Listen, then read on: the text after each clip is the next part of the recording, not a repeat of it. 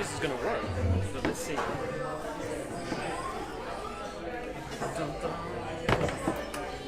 this part of your live stream? Yeah, this is part of the live stream. We're live now. So it is a little bit noisy, but hopefully people can hear us. Yeah.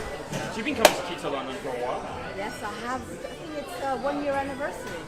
Wow. I came last September.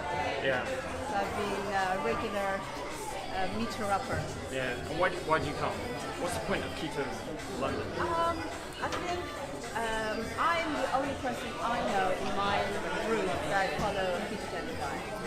So it's nice to come and talk to other people going through similar issues, changing ideas, ways of doing things, like-minded people. Because most people think, all that, no eating carbs, it's not possible, it's not feasible, it's very feasible. I've been doing it for almost 8-9 years now. It's a long time, but I feel great. I feel better than I've ever felt. Excellent. Yeah, because a lot of people say this. They come to meet other people or think like, so that they can talk with people about the stuff that people are telling them not to eat or telling them to eat. So it's just a way, like a community thing, really. That's the main thing. I think there's so many ways of implementing keto. As well, right? Yeah, so why you're doing it is a huge factor.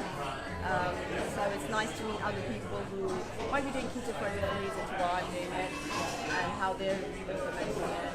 Lots of mistakes I've made along the way, so it's nice to tell other people who are starting out.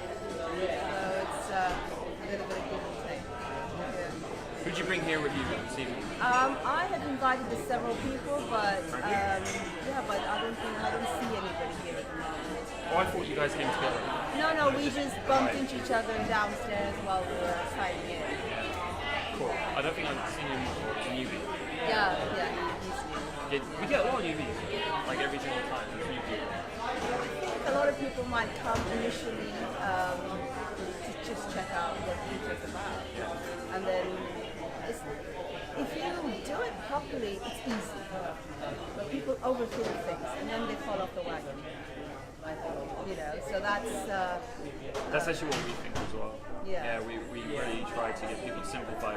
We ask them to stop macro counting, for example, because they're spending a lot of time on it. It's the psychological pressure of it, and reading all the confusing information about it online. There's a ton of it, and it's just kind of overwhelming and unnecessary if you just keep it. The other thing is, if you fall off the wagon, get back on.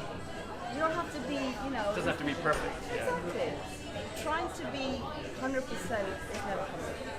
So perfection is you do to fail. So you're gonna fall, get back up. The next meal, get on it.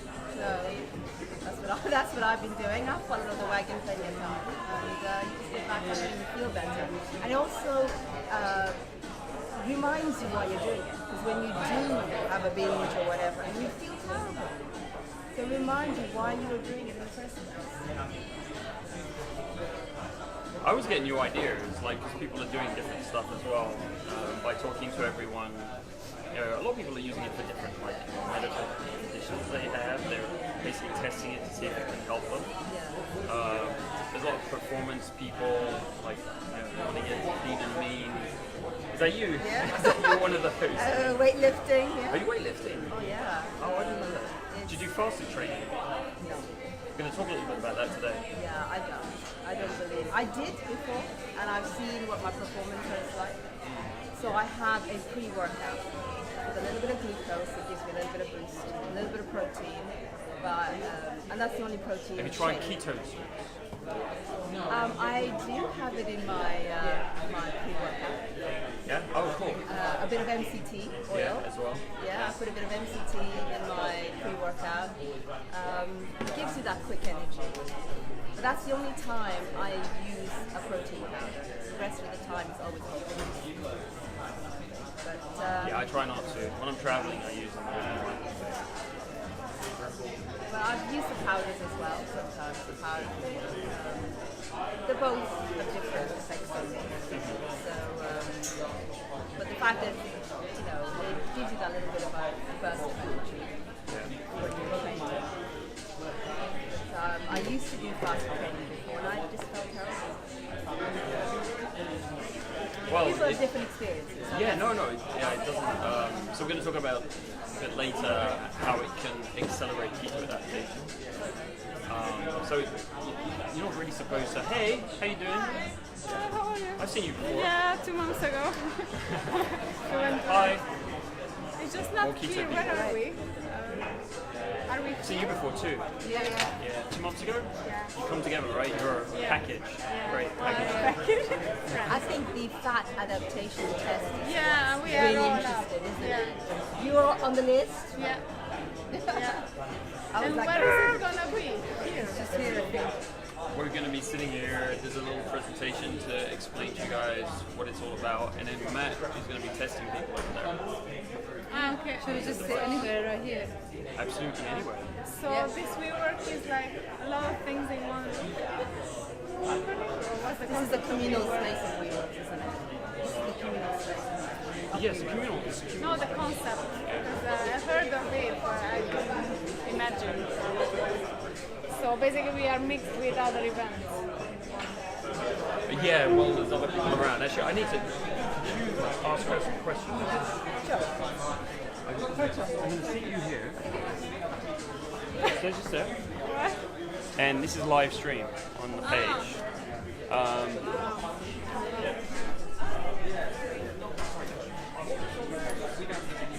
The reason is I have to go and get someone. So is this one? Yeah, it's live. Okay. Don't worry about it. It's all cool. It's just on our Keto London page. Okay. Are you scared of it? They're scared of you I'd guys. rather go for testing. Just forget it's even there. So you've been doing keto for long? Since January. Okay. And why did you start? Because I'm very sweet tooth. Initially, the first 2 months in November, I cut off all the flour products, all the carbs, except the starchy veggies, I left them.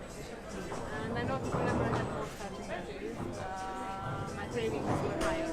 Yeah. So then I heard about keto salvation, and I heard somebody saying that it can minimize the cravings. See, I just had to shift basically the carb and the fat. So you started keto for your sweet cravings, not Yeah, for any also other to reason? lose weight a bit, Okay. and not a lot, I don't have a lot. But, and then the first 3 months were amazing. Like, I lost, even with the first before keto, I already started. But then with keto, and I really lost. I lost like altogether 6-7 kilos. Which for me is a lot because You don't have much to lose. yeah, well, I'm also short. Yeah, For yeah, me, I know. 6 is like for top I know, person. yeah. It's the last bit of weight, so really tough to shed. But then everything turned around. I started fasting, and then I had holidays in December, so I had some carbs, and I just had to recover easily.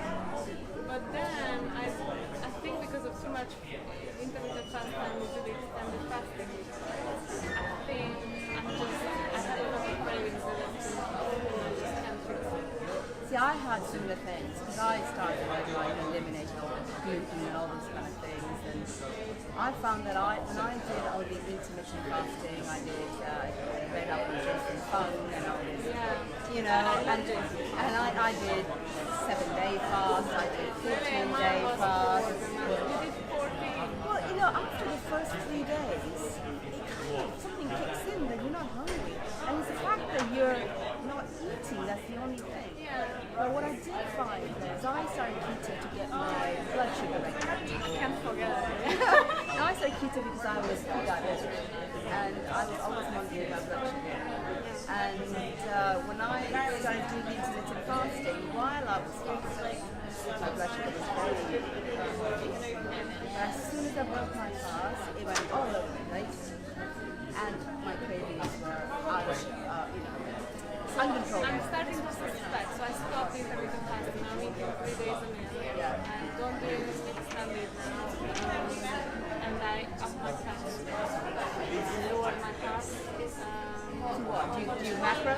Well, I lost very like when I ended up very like here, take it. What is it? I had my carbs about 40. And I had 39.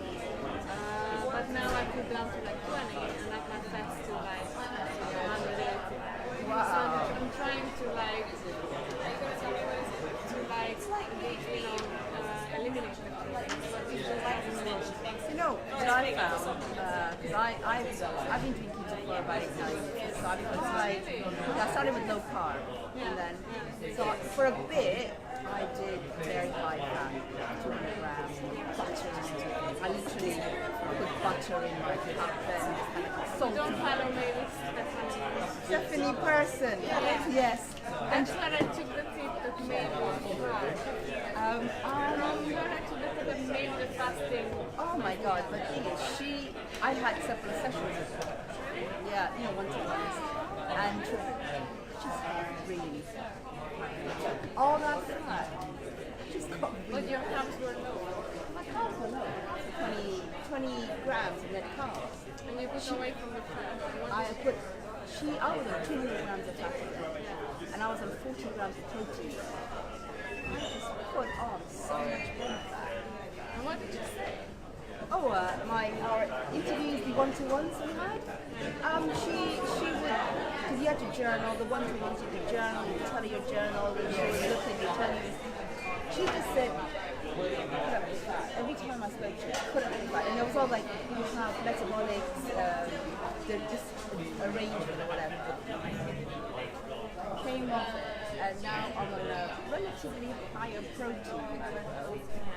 My fat macros are, I eat about 60 grams of fat today. How much? 60 grams. That's not keto anymore. Well, what is keto? Keto is low carb. Fat, medium. Are you keto already? Oh wow, I was very good keto first, from January till April, let's say. Then I started intermittent fasting, extended fasting, and then I had some holidays, and all of this took my cravings back. Whenever I went back to keto, it wasn't like in the first 3 months that it went really down, my sugar craving. Now it's like I'm eating carbs, the same strength, and I'm just trying to hold on, and it's just not going away. I feel like I'm just doing the same way as when I ate carbs. So I don't know what's wrong now. That's why I was trying maybe the Stephanie, but now good that you tell me. Yeah, but listen, when you say it's not keto, what is keto? Keto is low carb. The restriction of carbohydrate. It's not high fat. And I think that's the main. I think that's what I did in November, December when I started to lose weight because my cravings didn't, go down enough. Yeah. But then I really had nothing sweet, zero. Yeah. So whenever I had parsley, then I felt that I wanted to, or starchy veggie. So that's why I went into keto.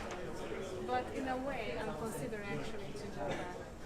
Well, I follow keto style. There's so many different types of No germs. done by ketones because I do vegetarian. And it has a bit of a higher protein macro. But with my higher protein macro, I don't have my cravings.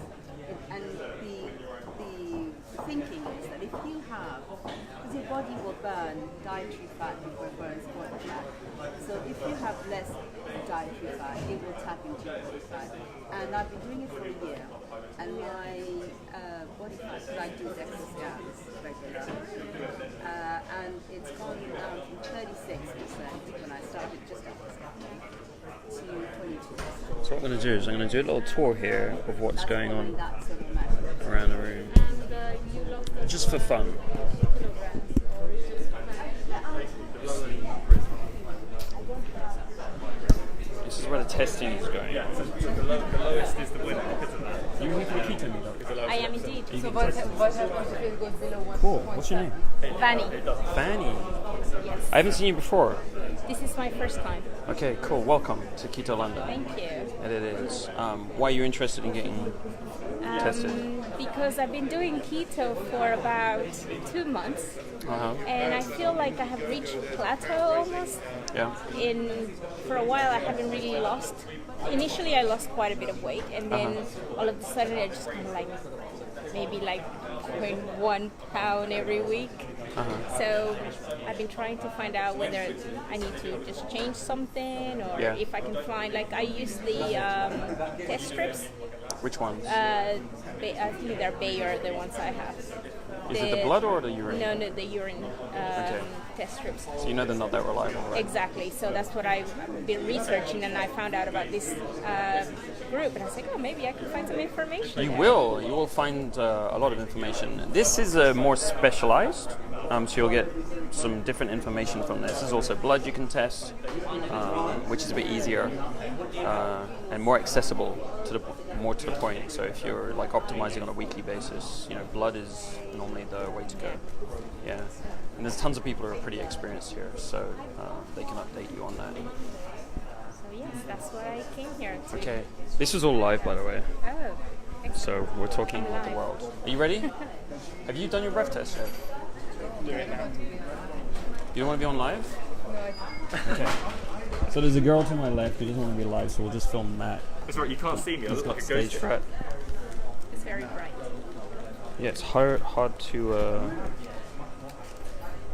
So Matt's doing some testing with this breathing device here, which is that. Basically, we need a new sensor every time we test it. It's going to measure carbon dioxide and oxygen in order to estimate your fat adaptation. What's your name? Esther is to my left, but not on the video. We're going to see some of these guys. You know, like you're constantly pricking your finger. It's coming back.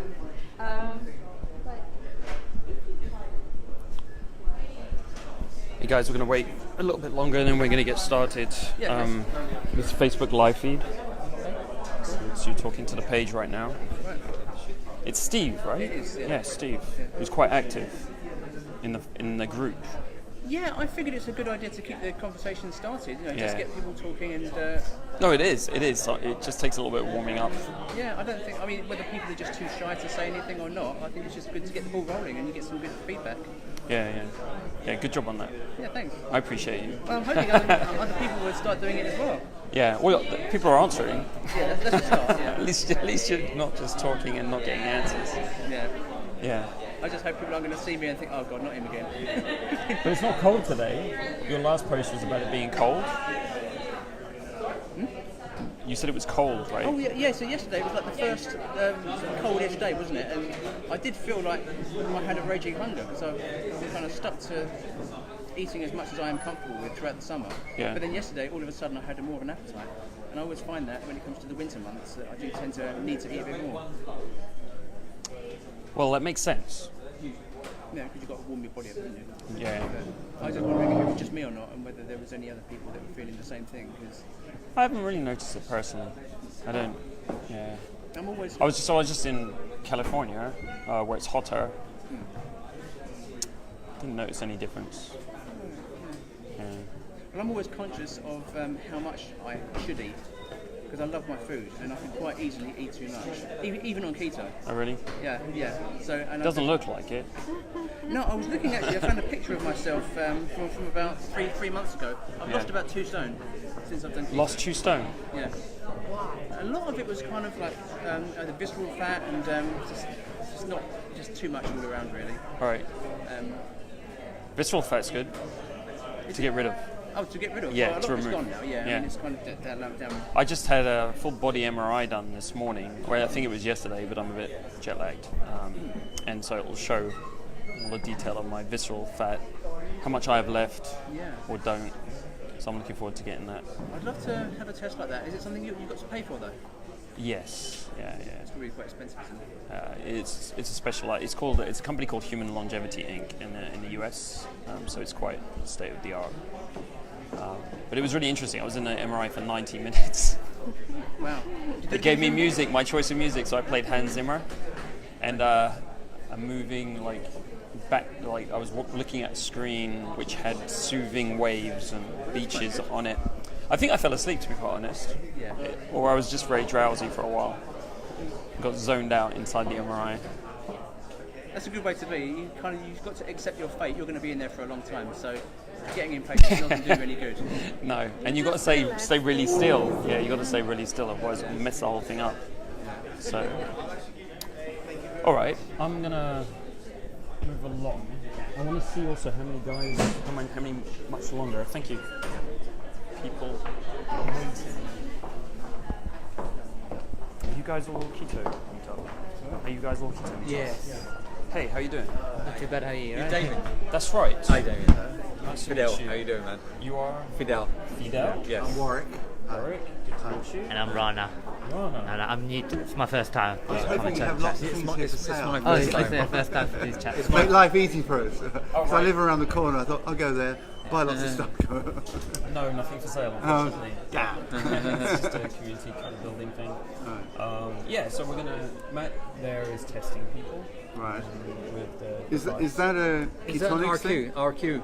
It's not a ketone. Respiratory so quotient, measures acetone, Right. which is basically ketones coming out in the breath once they're Right. metabolized. That measures Respiration Quotient, which I'll explain in detail in a bit. But basically, it's estimating your fat burning versus your carbohydrate burning because Oh wow. your fat needs a lot more oxygen to Right. burn, so that's how it can estimate it. So it it'll tell works you out, if that's wow. what you're actually burning. Really? Yeah, and everyone seems to be obsessed. Well, how many grams a day? It'll actually tell me. Well, no, it'll tell you right now Oh, right. at rest. Right. How much you're burning. So how? What would make it? What would differentiate from someone who like burns faster and slower? Would it be the diet? Well, if you're on or a would carbohydrate, if you're on a carbohydrate diet, the value is going to be 1, which means you're just a pure carb. it carb guy? Yeah. And if you're just burning pure fat, Yeah. that'd be 0.7. 0.7. Yeah. So it varies in between those two extremes. And it's basically a ratio of carbon dioxide and oxygen. But I'll go into detail with the If presentation. someone I'll help you. pure ketogenic, they'll be around the 0.7. I would. Also, someone like me, 7 years, I'm going to be 0.7, close to that, right? But we keto adapt over time. It's basically a gradual process, So in the US, they do a military program of 12 weeks to get you keto adapted, so that they know they can perform. Because if they just do keto for a week and put them running and stuff, it's just not going to work. Hey guys. It's like the fastest study. Like the faster study with Volek and It's Volek who was running that. Actually. yeah. He's your youngest member. Are you with keto? Yes, Right. So and who's this? this is Peter. Peter. Hi, Peter. You're on Facebook Live for the first time in your life. Probably not, but maybe. What about the chocolate? Hello, everybody. Keto. Not yet. He's about to be transitioned. Oh, really? Yeah. That's so interesting. Let's talk about that. Okay, sure. Why are you transitioning? How old is He's now a year and a half. Wow, okay, that's pretty early. It is, yes. I think another couple came before about 6 months ago, and they had 2 kids who were keto. Okay. Yeah. Maybe there's a detail somewhere I could connect you. I don't know. That might be interesting, right? Because they've been doing it for a while. Oh, I'd love to. Yes, please. Yeah. I mean, one of the main reasons why we're looking to transition him, well, I mean, we've been doing it now for a month and a half, going on 2 months, and it's quite a transition with the buying of the different food a little bit, and the getting meal plans in place and things like that. So we're still kind of getting used to that. So there's that, and then with him being so young, we want to be extra careful. But the main reason for doing it for him is because there's been the newer studies have linked how, while we're growing up, at his age, how our bodies adjust to the diet that we're in. And if we're on the keto diet early, then he doesn't have to. He's not. Well, he's in carbohydrate right now, but there's things that get influenced. I can't remember what they all are. It was a very interesting study that they did. That's cool. I mean, if I had kids, I'd make them keto. Would you? Yeah, I would. But my sister won't let me convert hers. Unfortunately. Well, it's a big thing. Are you doing keto as well? Yes. Okay, cool. She said report to you because to put me on the list, or it might be on the list for the. Are you on the list? So, if you talk to the girl. Hey. Hello, mate. Hi. Jonathan. Oh, Nice to meet you. ask kindly. Did you ask kindly? She said look for Matt, and so I asked her where Matt was, and she pointed at you.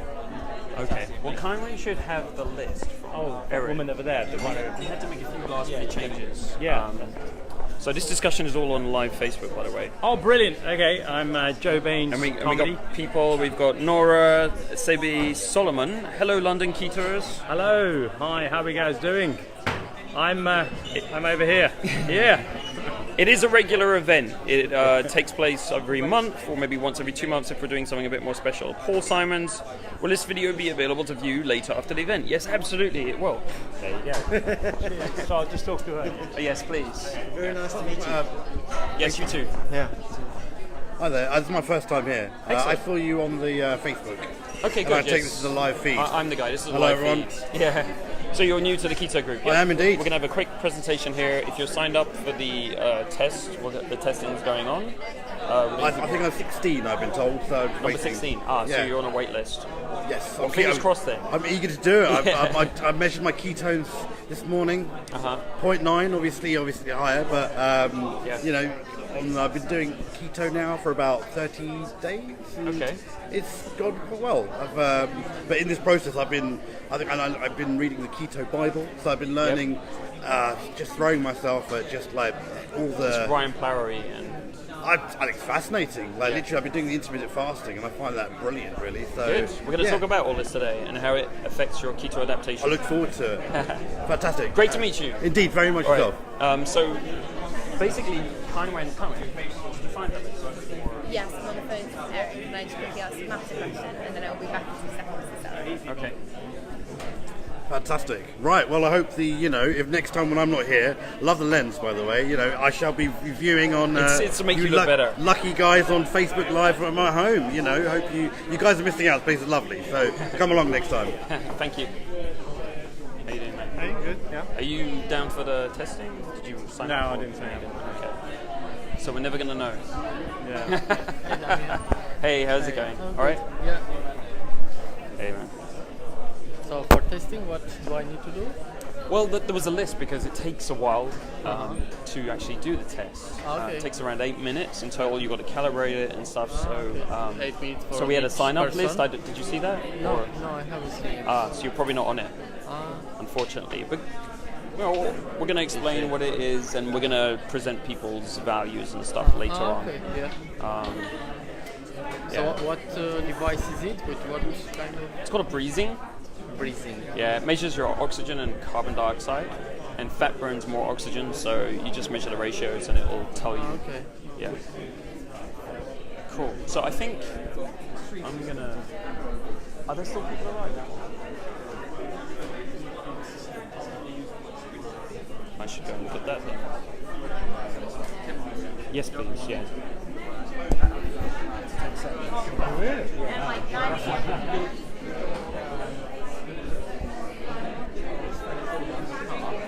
And you've got that surge. You get that, that's where you get creatine phosphate.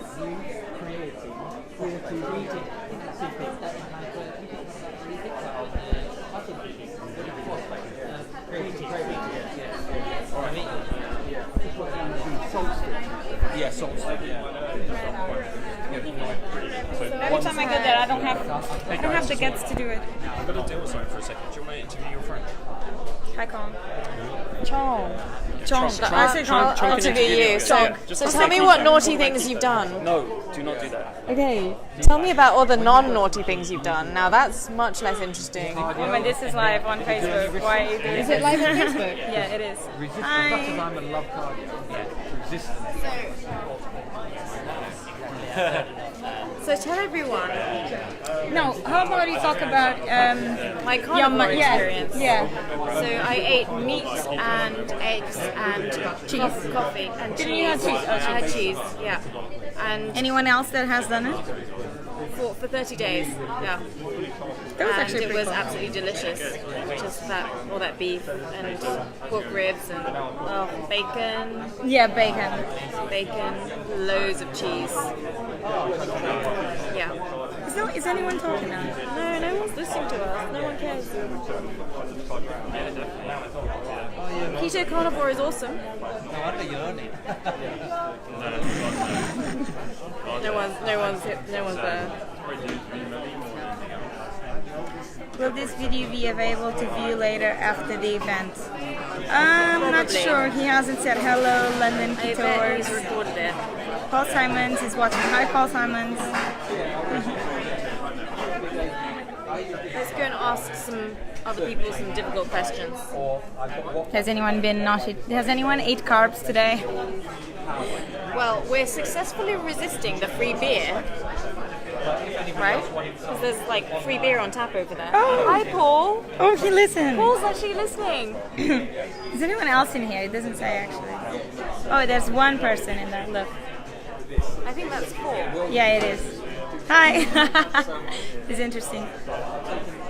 Right. Paul, there's a beautiful view in here today. So, actually, report over here. This gentleman has been keto for 5 years, right? Hello. Yes. Yes. Wow. Are your kids keto as well? One is. One isn't. One How old are they? One is 15. She's going to be 16 next week. They're doing keto also. She's keto. My son is 13. He is extremely insulin sensitive, so he's like that. So he's not keto.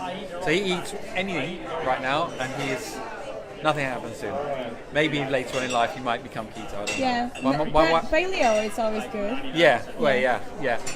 My wife's keto as well. Yeah. So what do you eat on a daily basis?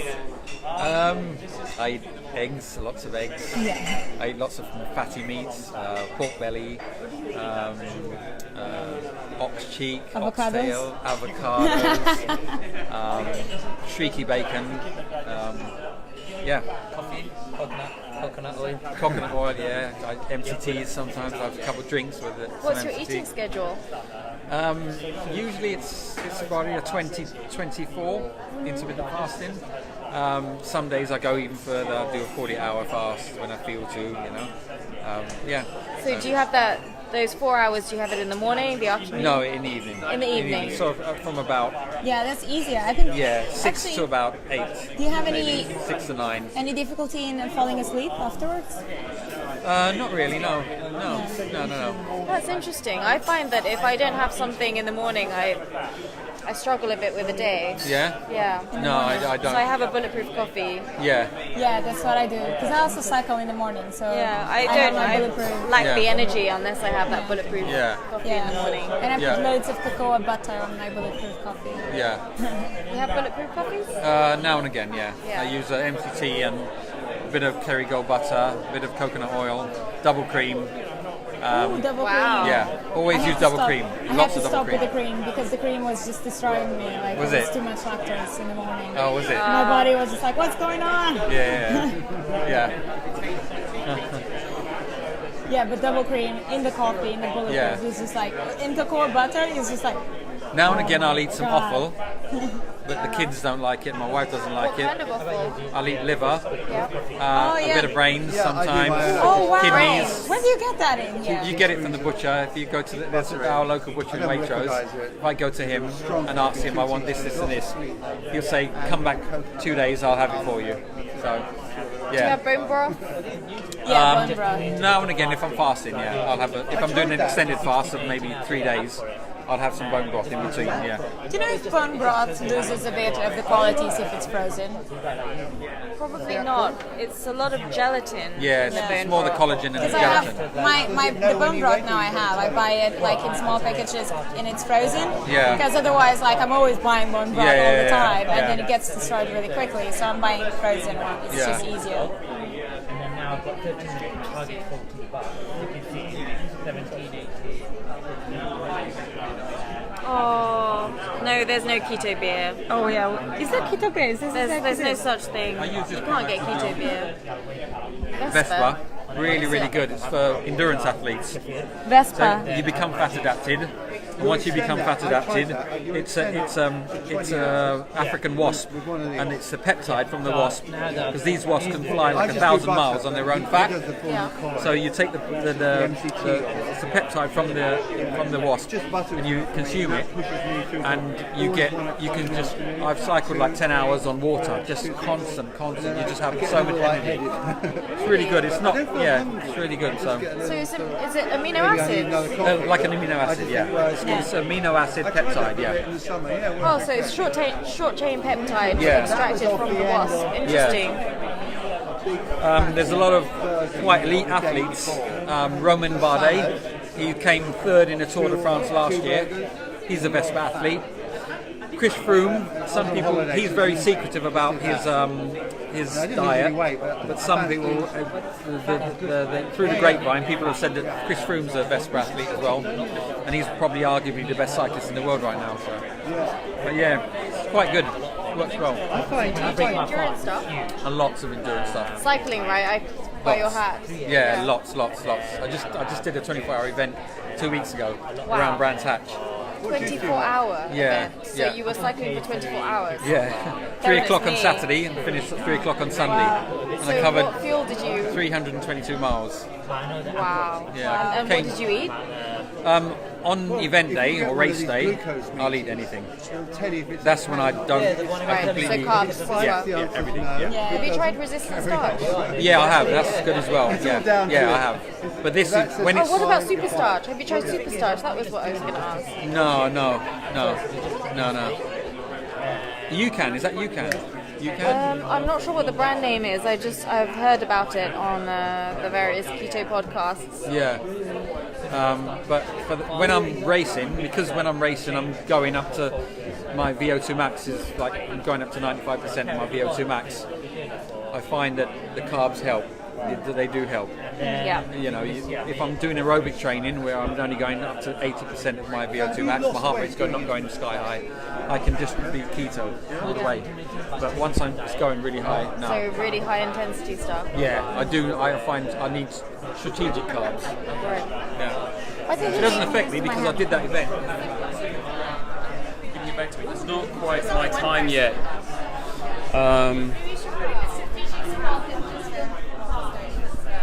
Hey guys. Hi. I'm a little bit busy with something. Do you want to talk to the Facebook Live community about keto? No? Tell them about your keto journey. Does someone want to hold it for a second? This is the microphone. Just point to the person. This camera thing. Point to the person. And then you can talk to the people there. Is it on now? Tell us about your keto experience then. How's it been going? Well, I really enjoy being on keto because I find that I'm not negotiating with food all the time. And I've dieted all my life and put weight on and lost it, and I have spent all my time negotiating with food, trying to decide what to eat, what not to eat, and being frustrated. And now I just eat keto or fast. And you were saying you love fasting. Tell us I do about like fasting. But yeah, not on Facebook, I don't think. Don't be shy. Come on, don't be shy. You were the big keto expert, weren't you? You were the keto expert. Tell us about your journey with keto. Maybe pass it back to that lady there. I think. I'm going to pass it round. No. I didn't start yet. I think everyone else can have a chat.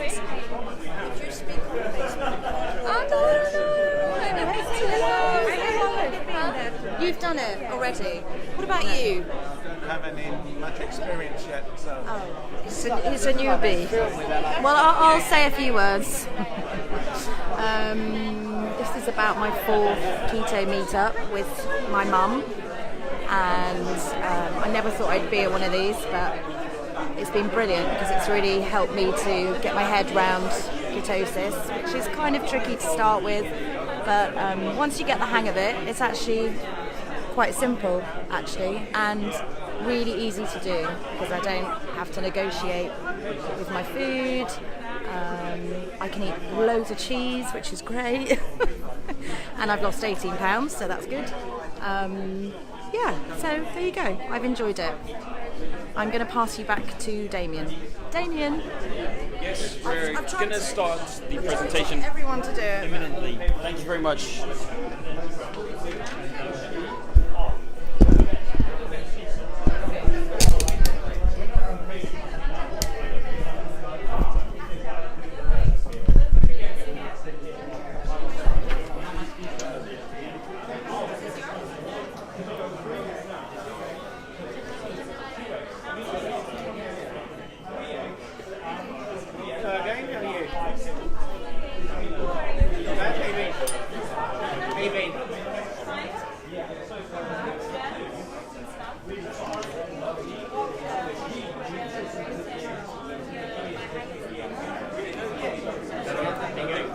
don't know what she would do there.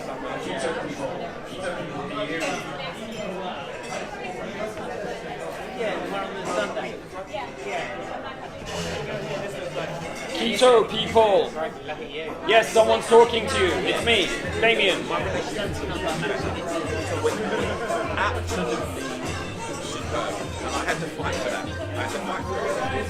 How easy? Yeah, well, that's what I worry about.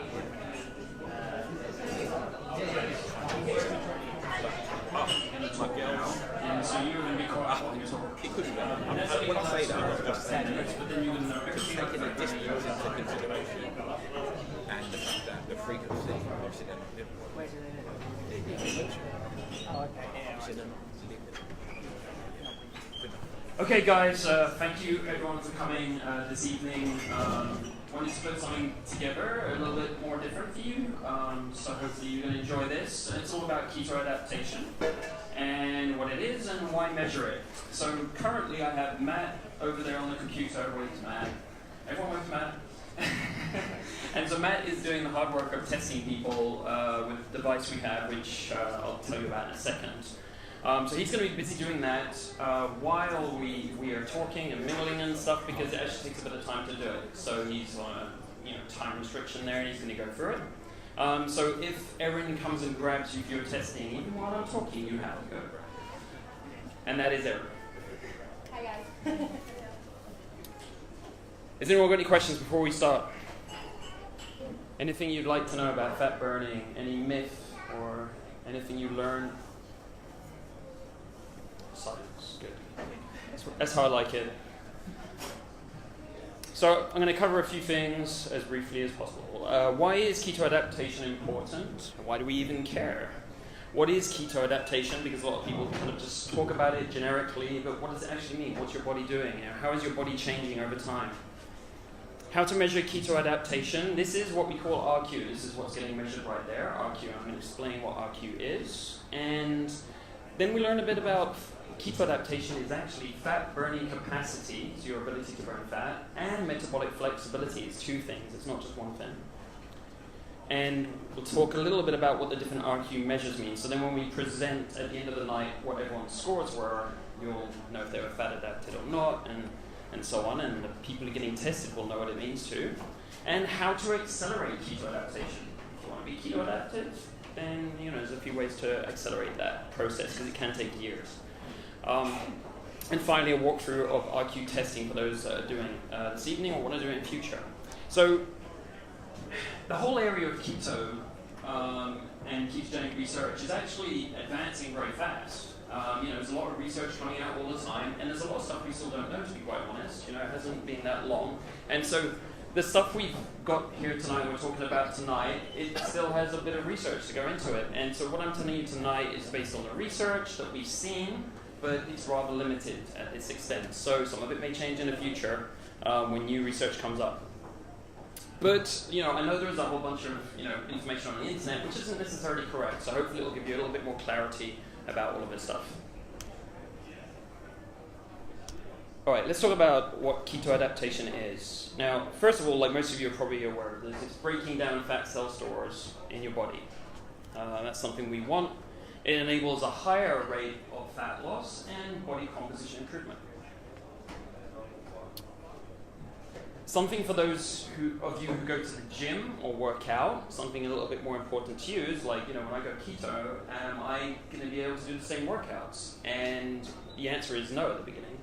Because as you get keto adapted, it's going to lift energy output limitations that you get when you switch to keto. So basically, some people will get some keto-related symptoms when they start. People will call this keto flu and some other names. Fatigue and headaches, some of these are just due to a lack of energy in your body getting produced at that time because you're switching. And then, then we have the people who want to do high-intensity workouts. If you've ever gone keto and you've tried to lift weights, you'll see that you can't lift as much as you used to. And that's normal while you're not keto adapted. And finally, improving metabolic health, which is insulin sensitivity and metabolic flexibility, which we'll talk about a little bit more, and reducing oxidative stress. So everyone knows that oxidative stress isn't a great thing. when you get keto adapted, it reduces your overall load. So, if you go through the rest of your life, years with lower oxidative stress, it might be a good thing for longevity. We don't know yet, but it's a possibility. Now, what is keto adaptation in real terms? Does anyone have any idea what keto adaptation really means? What's going on in our bodies? The switch from burning sugars to burning fats? Yeah, that's part of it, yeah. But what actually is happening in your body? It's the upregulation of the transcription of fat-burning enzymes so that you burn fats more efficiently and actually use those fats that you're ingesting. I should give this to you. Do you want to do the rest of the presentation? Okay, so at the beginning, you don't have very many fat-burning enzymes because the level of lipase in your body is adapted to what you've been eating for a long time, which is carbs. So when you actually start eating a lot of fat, you need time to upregulate those hormones. What that actually means is that you have to upregulate the genes and transcribe more of those genes in order to make the enzymes that burn fat. So that takes a different amount of time depending on who you are. Should I pass the microphone to her for the rest of the night? We apparently have a keto genius in our midst. Perfect answer. So I've just got a couple of examples of some of the enzymes here. The way I've broken it down is sourcing fat, basically getting fat out of your cells or breaking down fat in your gut, so lipase as Chong mentioned. And transporting fat, so getting it into the cells of your body so they can use it. And burning fat for fuel, so that's actually mitochondrial enzymes, it's the part that actually gets it into the mitochondria and uses it for burning. So there's a lot of enzymes and receptors and things that are changing in your body, and this takes time because they've never been used before.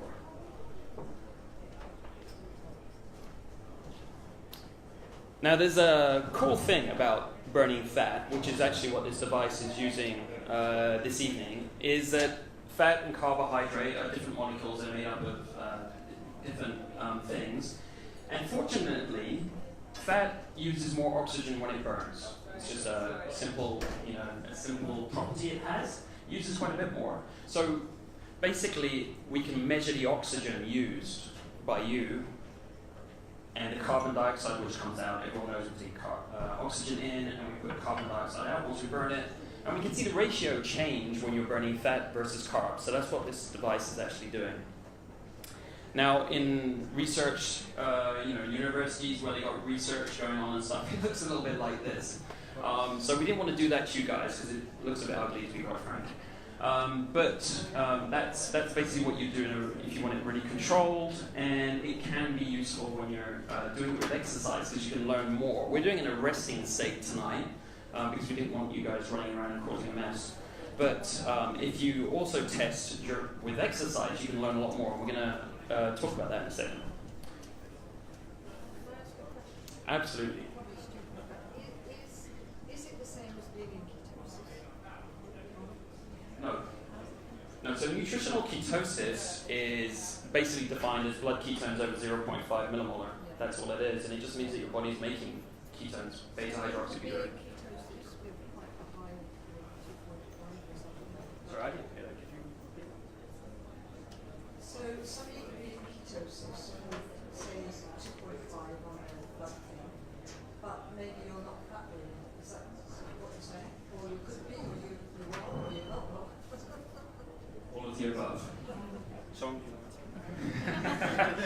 So actually we do start burning fat quite rapidly, right? So sometimes in the studies they'll show within a week that your you'll be shown to be burning fat. But then when it comes to things like exercise and different scenarios, it can vary for different people, your insulin sensitivity. So it's not necessarily correlated. It's not like you go down in ketosis, so I'm definitely fat burning. It's not, because you are ingesting fat at the same time, remember, ketogenic diet.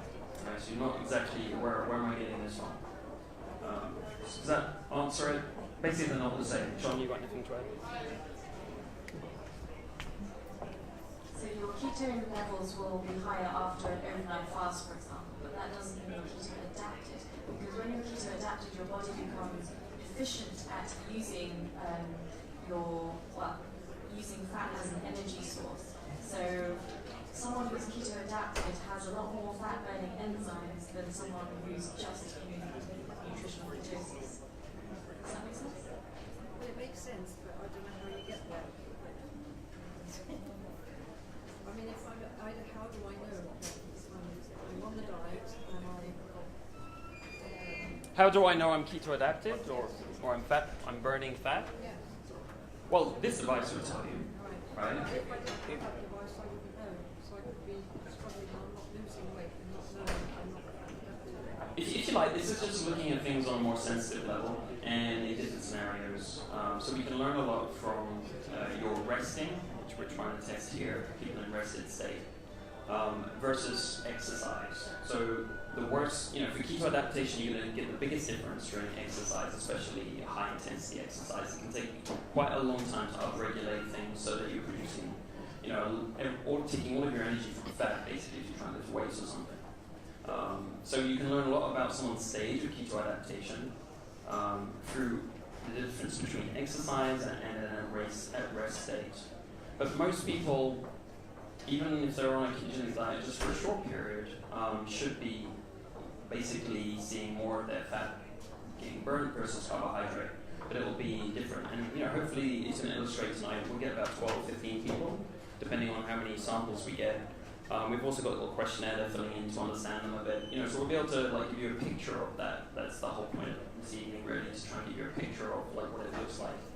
All right, just make up. Isn't the question of being because of your definition? Because keto adapted, being in nutritional ketosis, and being keto adapted was seen as one and the same.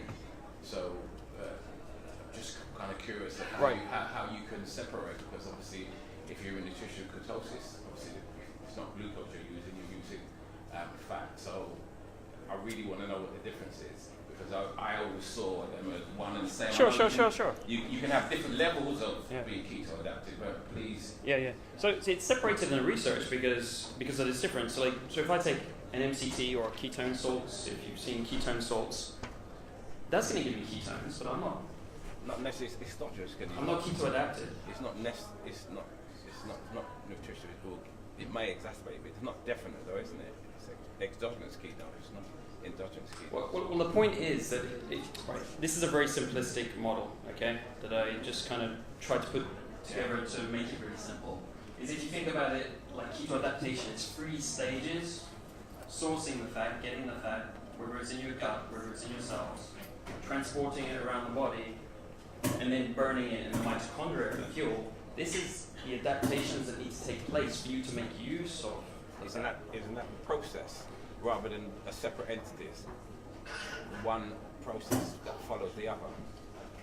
Well, what is your basic question?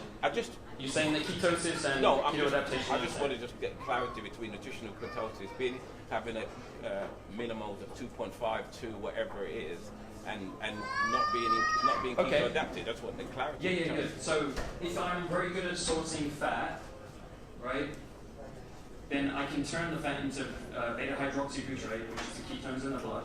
Yeah. Right. I can have very high levels of those. If I'm stuck here, or I'm stuck here, because these haven't upregulated, then you're not going to be getting the energy from it. Where'd you get the energy from? Well, you're not getting the energy from the fats. You have to rely on carbohydrate because this isn't working fast enough yet. But the reality is that we'll show. Someone normal is using fat and carbs at the same time, right? Someone just you pick them from the street. They're not going to keep to that.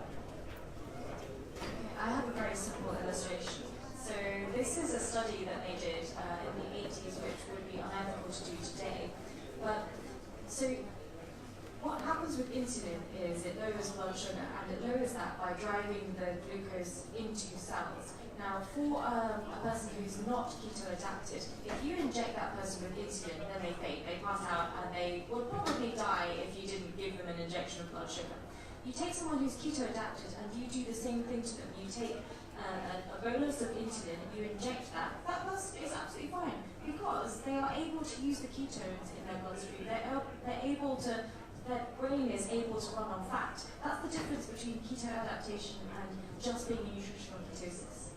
is that you can actually use the fatty acids and the ketones in your blood that you're not able to use if you're not keto adapted. Does that help people? Yeah. Sure. Sorry.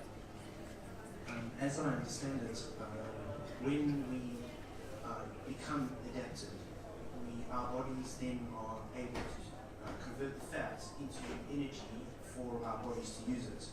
So with that study that you're talking about, the reason why the adapted person didn't have any side effects was because they were using the function within the body that's converting fat. They don't need to have the sugar. So if the person is injected with insulin that reduced the sugar level, the body wasn't impacted simply because it didn't need to use the sugar. That's how I understand that study is quite powerful, illustrating the difference between the two. Yeah. I would like to just ask about this symptom, because as I understood, usually when we have insulin in the body, insulin is preventing us from using fat for fuel.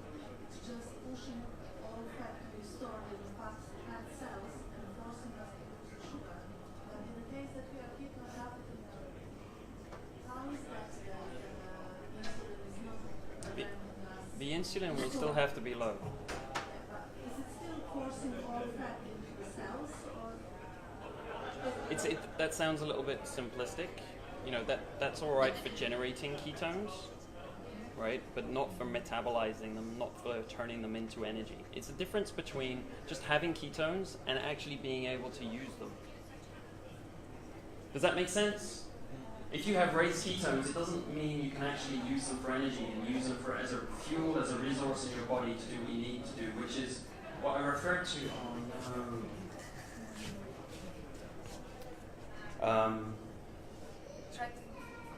yeah.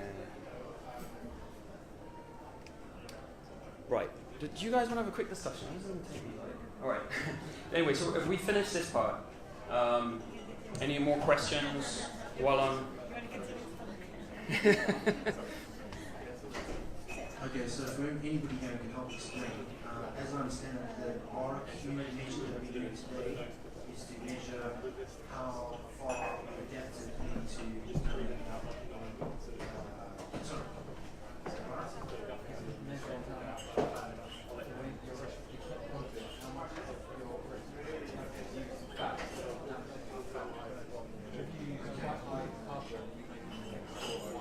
Okay, so you're breathing out certain things, and the amount that you're breathing out tells you how much fat you're burning versus how much sugar you're burning. Yeah.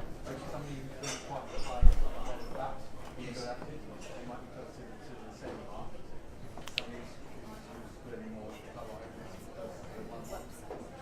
So my question is, I understood that to measure how far we transition, we would measure the number of takes a few minutes to do it. ketones that we have in our Thank you. What's the difference between using the RQ measure and measuring ketones? So if you just measure your blood levels of ketones or your urine levels of ketones, that is purely a measure of how many ketones you're generating or you're taking in. That doesn't tell you anything about how fat adapted you are. Because when you're fat adapted, your urine ketones drop because your body is actually quite efficient at using them. So they're not spilling over into your urine. Because that's not useful from an evolutionary point of view. If you're not able to use your ketones, then what's the point? It's the liver that does that. Once you're in ketosis, Hey, Paul Simmons. your liver will stop producing, so you won't be able to test the ketone for your What Song just said was absolutely correct, right? A lot of you use urine, some of you use blood to test for ketones. Yeah. This is just a fuel. It's like having petrol in a tank. You don't have to burn the petrol which you have. It can just be lying there, right? If you're ejecting it through your urine, you're not using it. It's not getting used for fuel, right? And actually, as you get keto adapted, your blood values of ketones go down because you're using them. So I can tell you, I've been doing this for 6-7 years. If I go even for a walk, my ketones go down. My blood values, because they get used like that. I'm preferentially taking the ketones up, right? But if you take someone who's not fat adapted, who's not keto adapted, that's not going to happen. They're going to keep high levels of ketones. And it's also what you'll see in forums. Some guy will say, or girl, for that matter, will say, I have, levels of 3.5 millimolar all day long, and it's amazing, or 4 millimolar, and they'll be like, this is amazing. This means I'm, really fat adapted, or that, I'm in ketosis at a really strong level. But the fact is, it's not interesting to have that high level. It doesn't mean anything. It can mean you are in ketosis, so well done, you're on a ketogenic diet. It could be useful for therapeutic reasons, which is something we'll get into, for signaling and other things, but it's not actually useful for fat burning or for losing weight or for most of the things. Okay. So, if I understand correctly, what we're really saying is, if your reason to be interested in the ketogenic diet is ultimately health reasons, then just knowing that you're in ketosis, I personally use the breath analyzer, the ketonics, right? But that's just part of the journey. What a better indication of whether you are a super healthy fat burner is the test you're talking Right. So the measure of metabolic change in your body. Have you evolved as a human being on ketogenic diet kind of thing, right? Have I changed? And it'll be different for different people depending on where you came from. If you have diabetes and you're very insulin resistant, it's going to take a longer time. Maybe you'll get there. But so this is giving you a measure of your metabolic health. I mean, this is actually what the device is sold for metabolic health purposes. Right? So is there a way of speeding up so that you become keto adapted beyond simply being on a keto diet? Yes. Let's go back to the presentation unless anyone's got any other stuff. Anyway, so this is what the device is doing. I have one question about lipids. Yes, what about lipids? Well, basically, so I was struggling taking the bulletproof coffees, and then someone said to me that my digestive system is struggling with digestive fats, so they suggested me to take a lipase tablets and stuff. And obviously, it's like the enzyme. I'm curious if I start taking more of these lipase tablets. I mean, it's sort of like, is that essentially sort of help trying to understand the Yeah, that's a good point. So some people have trouble digesting fat when they first start on a ketogenic diet because there's just too much of it and their bodies aren't used to digesting that much, right? So you can take lipase, you can get now super enzymes or there's other products out there which have lipase in them, and you can take that and it will relieve the symptoms because it's helping you to digest the fat because your body's not currently providing enough of that enzyme to digest all the fat, and you're getting some gut distress because of that. So that's one of the things people call keto flu or whatever, but actually it's just a lack of an enzyme, right? And over time that will adjust. Your body's just upregulating and getting used to it. If I take more of it, will I be interfering with the fat adaptation process, or is it? No, it's fine, but it's just a stopgap, right? So you don't want to take a lot of it, just take enough so you relieve the gut distress, and then you're good to go. And then over time you should be able to reduce it. Ta-da! Okay, so this is actually what the device is measuring. This is volume of carbon. This is the scientific one. I thought I'd just show you how weird it is. Volume of carbon dioxide exhaled, right? That's what we blow out, divided by volume of oxygen inhaled. Basically, what you're using. So we're interested, like I told you, like you're going to use more oxygen for fat. So you're actually going to have to inhale more fat. So in easy terms, basically it's just carbon dioxide expelled, that's your expelled waste product divided by your oxygen, the fuel intake to burn. It's going to go up. You're going to have to breathe in more oxygen when you're burning fat. And that's how the device works. It's actually pretty straightforward and simple. Here's a couple of calculations that Matt's actually doing right now. Is everything going okay there? Yeah. Calibrating. Awesome. So here's fat burning 0.76 RQ. I'll tell you what these mean in a second. And carb burning is 0.88. So they've got basically the amount of carbon dioxide coming out isn't going to change, but the amount of oxygen coming in that you actually use is changing. Does that all make sense? So it's just a trick of the device there. Now I put this in a little table to show you, basically what the device is outputting. So RQ, Respiration Quotient, it's called. Respiratory Quotient, rather. So your carb burning is going to be a 1. And fat burning only is going to be 0.7. Interestingly enough, a normal person is around here. they're actually metabolizing a mix of carbs and fat all the time. So if I look at a couple of scenarios, now if you get someone who's very insulin resistant, actually, like they're going to go towards the one, so they can be burning less fat over time. Someone with diabetes, so on. This is the typical SAD diet. That's actually a value from a study. So, you know, people on the SAD diet's standard American diet, which, you know what that means, right? Hamburgers, chips, anything you can think of. 0.81. So, you know, a lot of you probably think that people out there are only burning carbs, but it's not true. They're burning a mix, but that also presents some issues I'm going to show you in a second. Someone on a keto diet for 6 weeks, which is a typical time studies use to show if you're keto adapted or not, you can see that their values have gone down to 0.72 to 0.76 average. So you're saying 0.75 or below is basically where you would be for keto adapted, you know, after 6 weeks, and as an example. Now some studies in the US do 12 weeks, especially if they're looking for performance, like the military. Any questions?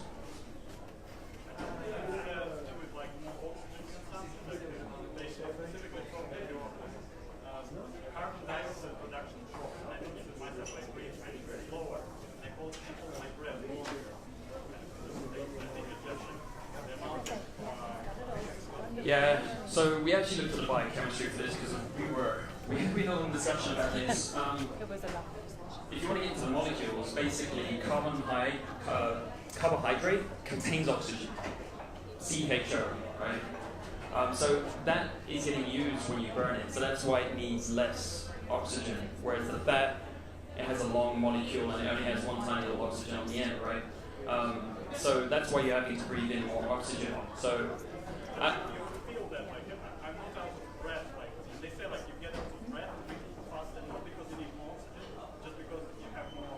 you can hold your breath for longer? Yeah, I agree. We haven't looked into that aspect of it. So they were saying like when you burn glucose, you produce more carbon dioxide. That's why you breathe faster. It's like your brain reacts to the acidity of the blood, which rises with more carbon dioxide. Well, it's a ratio, right? So, yeah. All right, we'll talk afterwards. We may all be wrong. Can you give a shout out for Mark Davies? Mark Davies, are you here? Mark Davies was here. Ah, wonderful. Okay, cool. Lovely. Let me continue. Mark Davies is having his test now. So keto adaptation is actually two things: fat burning capacity, which we've spent quite a bit of time talking about right now. That didn't seem much of a difference, I would say, between 0.81 and 0.75. Does it actually make much difference? You know, well, it's just the measure. Right. You know, it doesn't have a long range. You could times it by 1,000 if you wanted to measure. Yeah. You know, like as they do with some biomarkers to have a wider range. But basically, that's the measure from that ratio of oxygen versus carbon dioxide. But it's quite a sensitive device, so it's big enough. Okay. Yeah, I'm just kind of wondering whether it makes any difference with a like your 0.81 and 0.75. You know, basically, if you just normal, does it? Is it? Well, yeah, it does have quite a big impact, right? Yeah. Well, so I'll show you a couple of studies in a second about training and exercise, which will show you a lot more clearly the kind of impacts it can have. So there's two parts. Fat burning, we've been talking about metabolic flexibility, which we haven't spoken about. It's part of keto adaptation that comes a little bit later after the fat burning capacity. And this actually enables you to flip backwards and forwards between glucose and ketones, which when someone's on a ketogenic diet for a little while, they actually can't do. They can't use both fuels and flip between them. They find it quite hard. So they might even rely more on fat, but that will limit performance. So this is a bit of research basically on the IQ. The higher IQ is the one, carbohydrate. So talking about fat burning capacity and losing weight, a high RQ is a carb burner. That's associated with hunger, more hunger. So a lot of you will probably know that on the ketogenic diet you feel more satiated, right? You eat less often, you eat less frequently. That's because it's the opposite of this. Right? High RQ is correlated with ghrelin, which makes you feel more hungry. It's also correlated with higher insulin. So most of you know that you want to keep your insulin low. So that's another thing. So this test, helps you to give you some context on some of these other things that you're used to, and ultimately, if your goal is to lose weight, then a high RQ is a predictor of weight gain rather than weight loss, right? So it explains a little bit why we want a low RQ, why we're looking for the fat adapted version. So satiation, low insulin, and weight loss is what we see on the ketogenic diet, and that's all low RQ based. Right. Now the metabolic flexibility part is what we don't normally talk about. So this mixed part here is a normal person, and we call that metabolic inflexibility. This is a mitochondrial fuel selection, so basically what they use for fuel.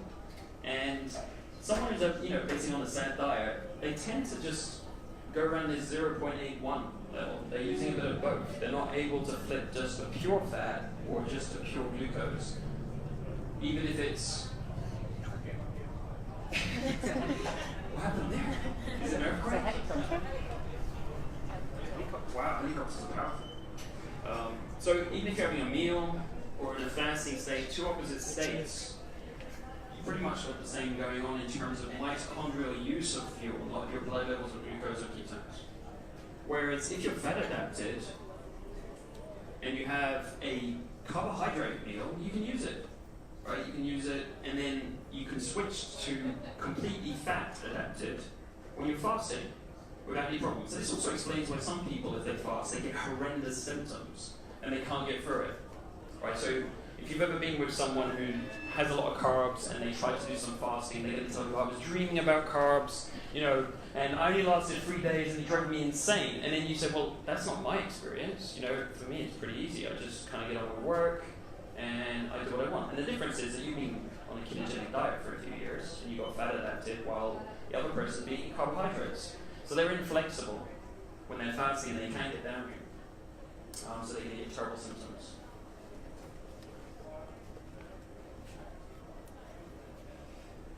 And this is really the bit I wanted to show you about, the energy limitations part. So this is a study showing people doing exercise on ketogenic diets. We've got the short term in gray. It's the short term guys. The orange is the long term, and the carbohydrate is the blue line.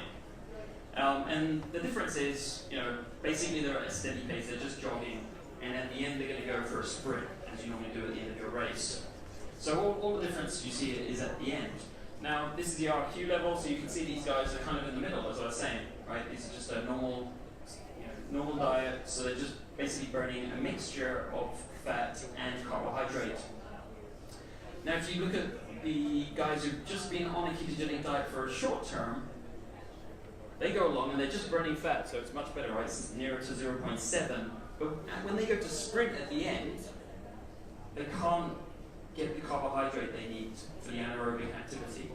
So their performance is actually limited there. And if you've spoken to anyone who's going to the gym a lot or working out a lot, or even an athlete who goes onto the ketogenic diet, they'll all tell you that it takes a while for them, they're going to lose performance for a while, and then they're going to have to rebuild that basically over time, and that's what's going on. They've lost this ability to use carbohydrates when they need to, right? But if you look at someone who's been on the diet for 2 to 3 months, then they've rebuilt that capacity. This is keto adaptation, and now he can flip to carbohydrates if he needs it for intense workouts or whatever it is. Does that help to explain some of the discussion we had a few minutes ago? Has anyone got a question?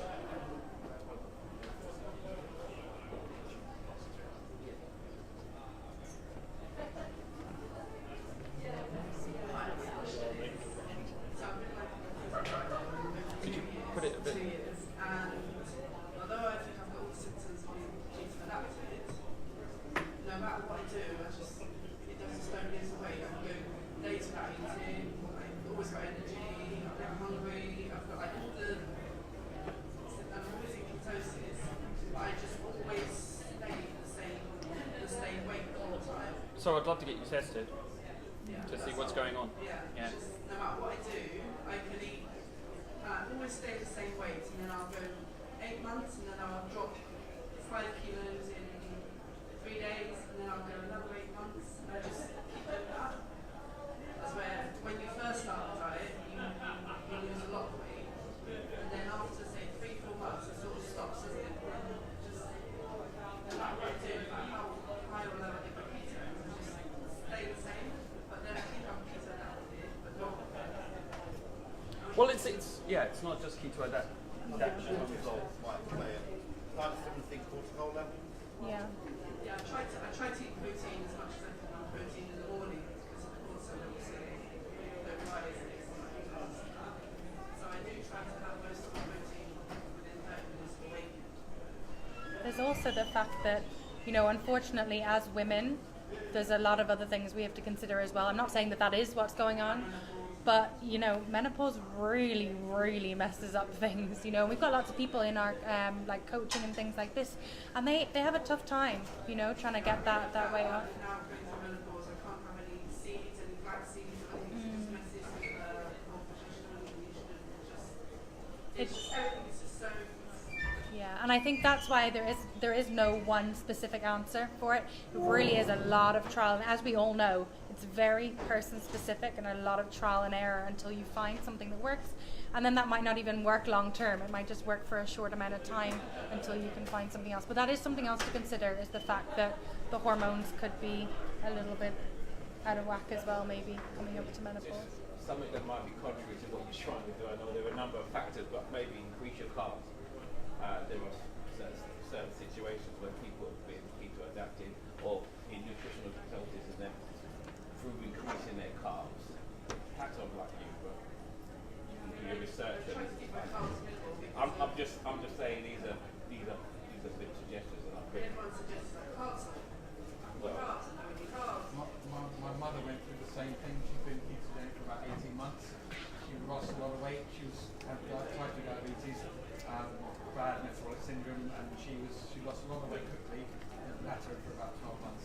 Couldn't lose anything at all. It's like the body finds homeostasis, it finds a set weight, and it fights as hard as it can to not reduce any body fat anymore. And then eventually, she just stuck with it, and it may be hormonal. I don't know what it was.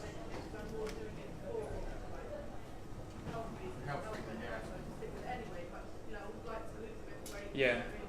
Yeah, so weight loss isn't just, you know, ketogenic diet's not going to fix all problems. Personally, our view is it's multifactorial. If we have some clients which get stuck and they tend to have more complex health issues.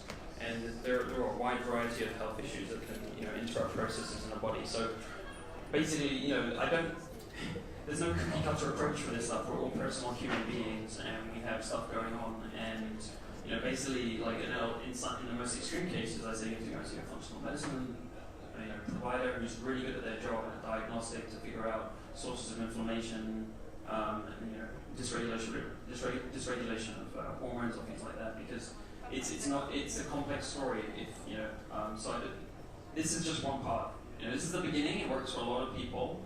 It's a good tool, but you know, sometimes you have to remove other problems in the body that are built up over 50 years, 40 years, 30 years. I'm not estimating your age there, I'm wondering, or accusing you of having any particular age.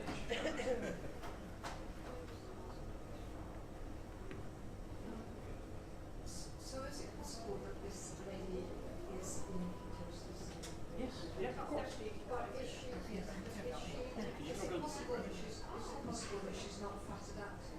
This is the sort of word. Yeah, it's possible. That's why I said, like, get tested. You just have to get more data and find out, like, inflammatory markers. You know, there's a number of things. Sometimes we have people do fast mimicking diets. We find that works relatively well. So keto, 3 weeks, fast mimicking diet 1 week, and you only lose weight when you do the fast mimicking diet once a month.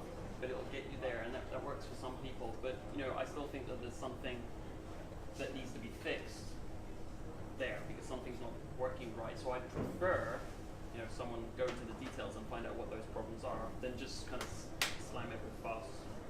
And are you saying that fat adaptation is the exercise that would be so something like being used very sudden, for example? Yes. So I'll just skip to a new slide. Because there you go. This is what you wanted to know, I think. So one simple model we looked at is if you just deplete glycogen, which is depleting your carb stores, basically, right? And you lower your insulin, we spoke about this.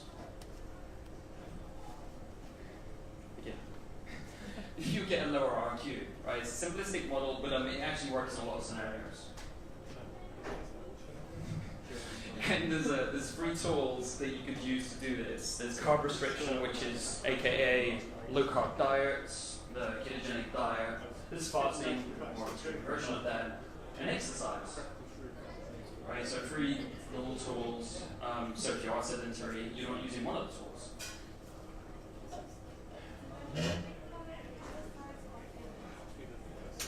All exercise is good. So I'm going to cover this up so you can ask me questions afterwards. Maybe this will help explain everything. So basically, if you just think about glycogen depletion intensity, which means some things deplete glycogen, they use it up more than others. You probably want to do that if you want to get more keto adapted, right? So for example, carb restriction. You go on a low carb diet for, paleo for a while. That's going to get you a little bit keto adapted over time. You do a moderate ketogenic diet, so fasting glucose 85 milligrams per deciliter, somewhere around there. 3-to-1, the 3-to-1 ratio, then it's going to get you a bit more. But you go on a rigorous ketogenic diet, it will push you a bit more. Same deal. Lots of people are doing the intermittent fasting, the daily ones, the 16-8, the 18-6, or some people are doing the 24-hour ones. Right? So this is going to give you a bit more intensity in terms of pushing you to keto adaptation and actually the carb restriction alone. Right? Doing that once a week or doing it a few times a week. You have the fast moving diet, which does the same thing. It's 500 calories, so it really is fast. Prolonged water fast, 5 days, going to push you a bit more, and 10-day fast, and some people do more.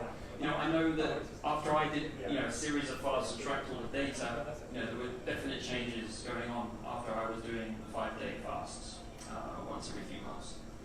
So I saw quite drastic changes there. And then exercise, well, just walking is okay, it's going to help a little bit. Steady state aerobic, jogging a bit more, and then these guys are really going to push it, right, at the top, sprinting, lifting weights. And that's why they're difficult to do at the beginning as well. So these are the kind of stimulants you could use to accelerate it. And even more importantly, some people you'll see are using fasted exercise. Go to the gym when you're fasted if you want to accelerate this process a bit more. Does that make sense? Yeah. So you can combine these things. So you could be on a ketogenic diet, you could be on a harsh one if you're hardcore. You could be fasting. So I'm doing this once a month or once every 2 months, and sometimes I'll do a bit of this fasted, right? Yeah. So I'm basically doing a combination of those things all together. So that will help you to get more keto adapted. Now, I think there are a few questions around this topic. So.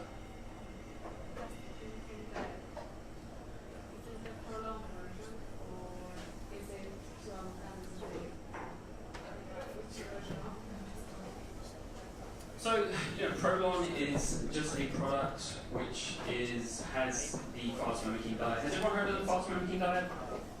No. Alright, so fast mimicking diet was designed by a researcher called Walter Longo to mimic fasting. He studied fasting for a very long time, and what he wanted to do is make fasting easier for people, because people don't psychologically like thinking, I'm not going to eat.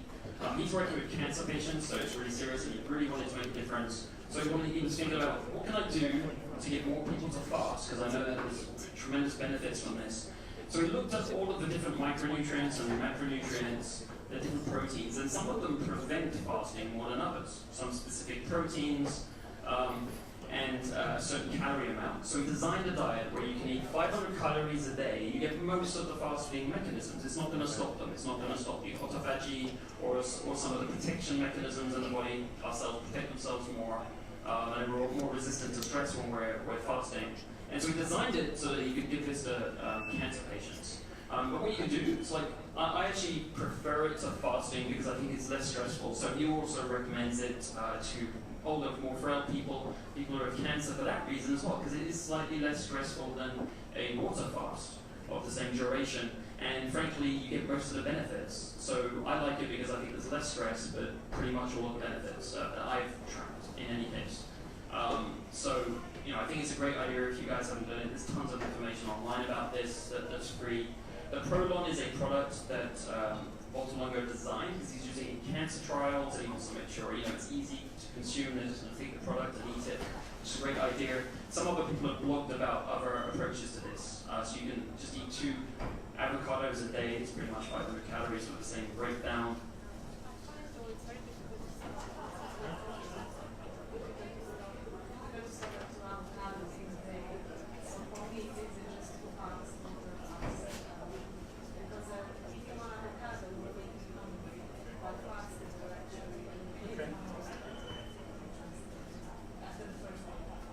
Yeah, people have different experiences. I normally recommend the fast mimicking diet because a lot of people just like to think they're eating something. My mum does the fast mimicking diet. It took me years to get her to fast, probably a decade.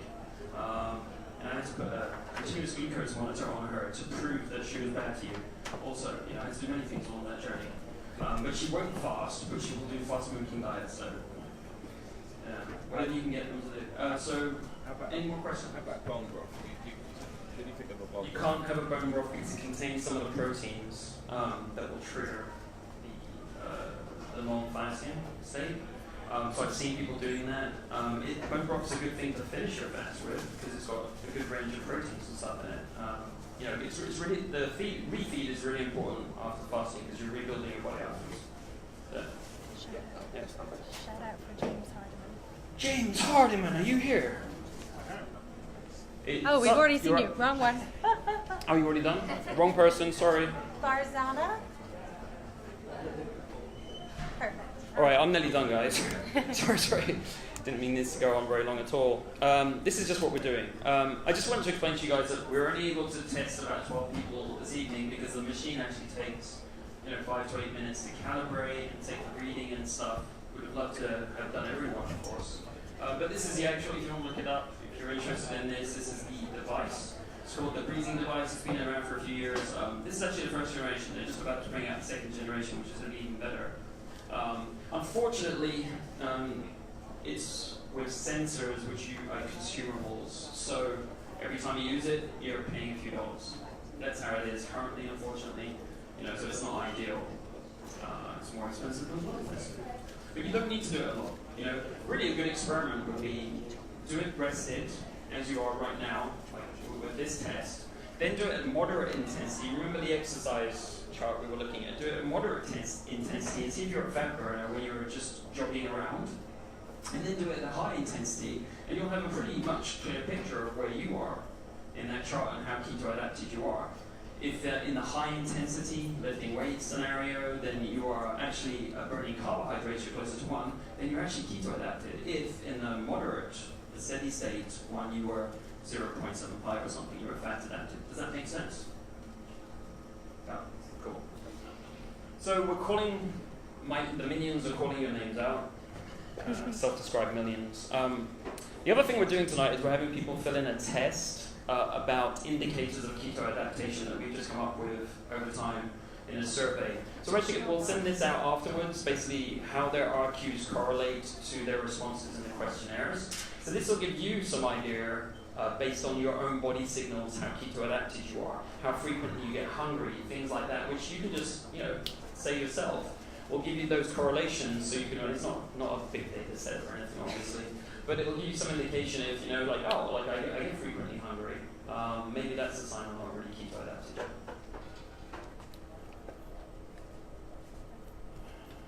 I think that's fine. This is the device. Right. And, there's no one here on this chart yet, but there shall be eventually, right now? Hopefully.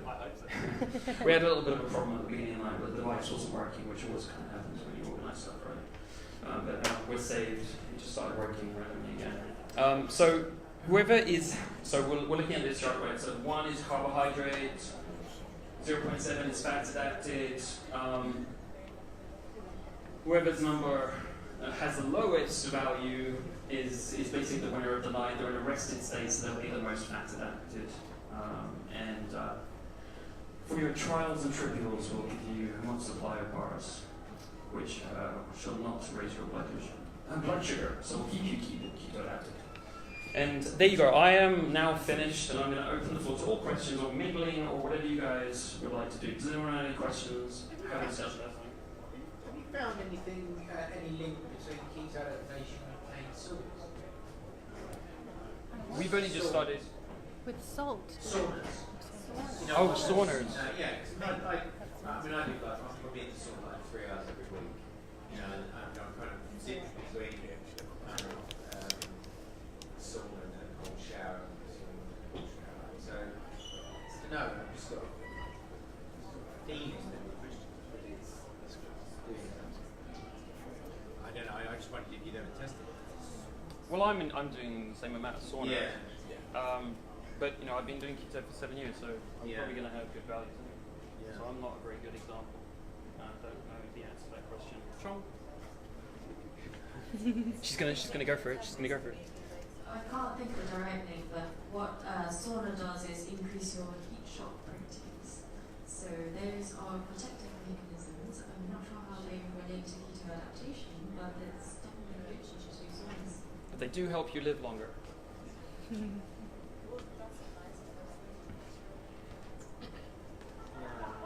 been doing keto since January, and the first 3 months were very good. And I'm a sweet tooth, so for me the main reason was to minimize my cravings. And I don't have carb cravings, but since summer my cravings came back. And mostly I could correlate because I started doing it and extended fasting. So I returned now to eating 3 times a day.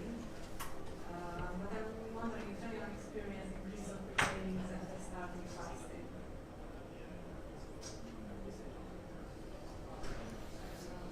I have to experiment basically. more fast. I've been doing like a series of 5-day fasts just to like lose weight. And I found like the first week I did it, it's tricky. I didn't want it to be really difficult. The first week I did have something. Then the longer I've done it, it's actually easier. It's not during the I can do a fast, Yeah. no problem. But later on, when I start eating, my cravings are. I feel the same cravings now. She's refeeding. So she's getting cravings during her refeed, but that makes sense. She needs nutrients. That would be the answer, right? 4 days. I think Maybe it's just because maybe they just need to do like a 5-day run. Because I mean, granted, drops 2 days, so like days 3 to 5 would be easy. Is it? So I think it's your refeed that you're getting the cravings, right? Yeah, so not during fasting. Fasting is not So that would make sense because when you fast, you're clearing out, you're getting the autophagy, you're clearing out your dead cells and everything. When you come off the fast, that's equally as important. That's your time to take in really highly nutrient-dense foods because you're going to rebuild your immune system and rebuild up those nice healthy cells. So in order to do that, you need those highly nutrient-dense foods. So perhaps, I'm not saying it is because I haven't looked deeply at the research, but perhaps it's you're craving the nutrients. So you know the way sometimes cravings for nutrients come out and you want chocolate, especially for some of us women around the time of the month, you want chocolate, you want this, that, the other, when actually you're looking for maybe magnesium or potassium or something like that. I'm eating similar things that I did the first 3 months. Okay. And I try to up my fat just to maybe see that. So there goes my hypothesis then. Anyway, Okay. I don't want this replacement bar. Oh no, in the bar. The lady. I get it.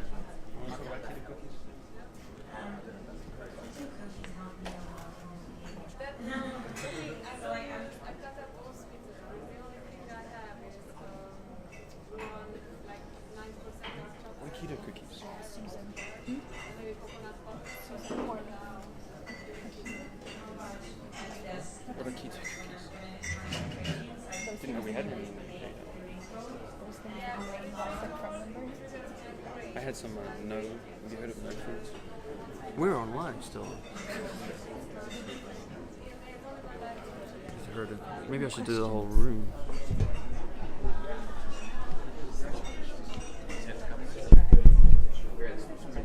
I don't know. I've just got one question. I've been keto for about a year, and I also do 1 meal a day. And the hardest bit about doing keto 1 meal a day is friends, family, colleagues, and it's just tiring. It's just tiring having to explain to them that you're doing way better than them. Because I've got chubby friends, right? I've got chubby friends, and they give me advice on that. That's not nice, you know? Oh, that's not nice. No, because I used to be chubby. Yeah. But it's just tiring. It's like even yesterday I went for a meal with a friend of mine, and the first thing he was like, you're too thin, you need to put some weight on, you've got to start eating rice or whatever, you know, let's have a pizza. You know, it's like, and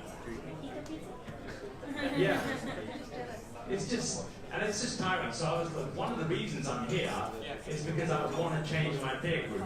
Because it's just so tiring. Well, you've got the answer. Thank you. There you go. Thanks. Yeah. No, that's excellent. And a lot of people come here for that reason because they want to relate to people. They want to know other people are living this, and they do get a bit of social pressure outside of it. Yeah. So it's a nice place to come to meet up. Because the only person I know who does this before I came here was me. That was it. I was in my whole group. Everybody else is normal. It's funny when you have colleagues and they tell you. We're normal. Yeah. Everybody else is sad. So when you do have dinner with your friends, then what do you do? So I'll be like, I can't eat that, can't eat that, can't eat that. So what I've started doing now is if they say, oh, you know, or should we have some food? I'll be like, I've just eaten. I've just had a really big meal. I've just had fish and chips. I've just had a pizza. You know, I just say lies. Yeah, just lie basically. Yeah, because it just makes it. Because explaining, you can't explain it to them. You just because it just goes straight over their head. Someone offers me donuts. Yeah, that's it. And I'm yeah. like, oh, I don't eat sugar, and they're like, really? Yeah. But whereas if you say, oh, I've just had a big meal, or I can't have that donut, I've just had too big a meal now. You know, that is a more sensible response because they can relate to that, whereas they can't relate to anything else. And it is just demoralized because you're thinking, am I the mad one here? What's wrong with me? Why am I the one not doing what they're doing? You know, so anyway, there we go. I just stop bombarding them with like facts and everything. I'm sorry, I didn't ask any questions. Here's the base question. Do you know, it's kind of amusing the way you said that. It's actually an important point. I think to become, get into nutritional ketosis, you can do that by yourself, but we all want to make it part of our lifestyle. Yeah. And part of that is the social contagion that happens when mixing with people on peer group, and there's a cognitive side to living this lifestyle. And it only happens when you mix with people who you can communicate with freely. So part of that journey of being in keto or living a low carb is mixing with people who are living the same lifestyle. It's actually an important part. It's funny what you said, but it's an important part of making it a long-term lifestyle. So being part of one of the reasons why I come here, and I appreciate you putting this on, allowing us to meet peers who are on the same journey. So, you know, as much as you say it's fun, it is an important part to mix with people who are on the same journey. It will keep you on the journey, and that social contagion, you know, hopefully mix and come across in the group. Anyone else? Since I've been doing it, about 6 of my friends are now doing it. And they love it. Alex and is the keto, you are the keto Honestly, queen. they call me a keto guru. And I don't really know anything, so I've only been doing about 5 months.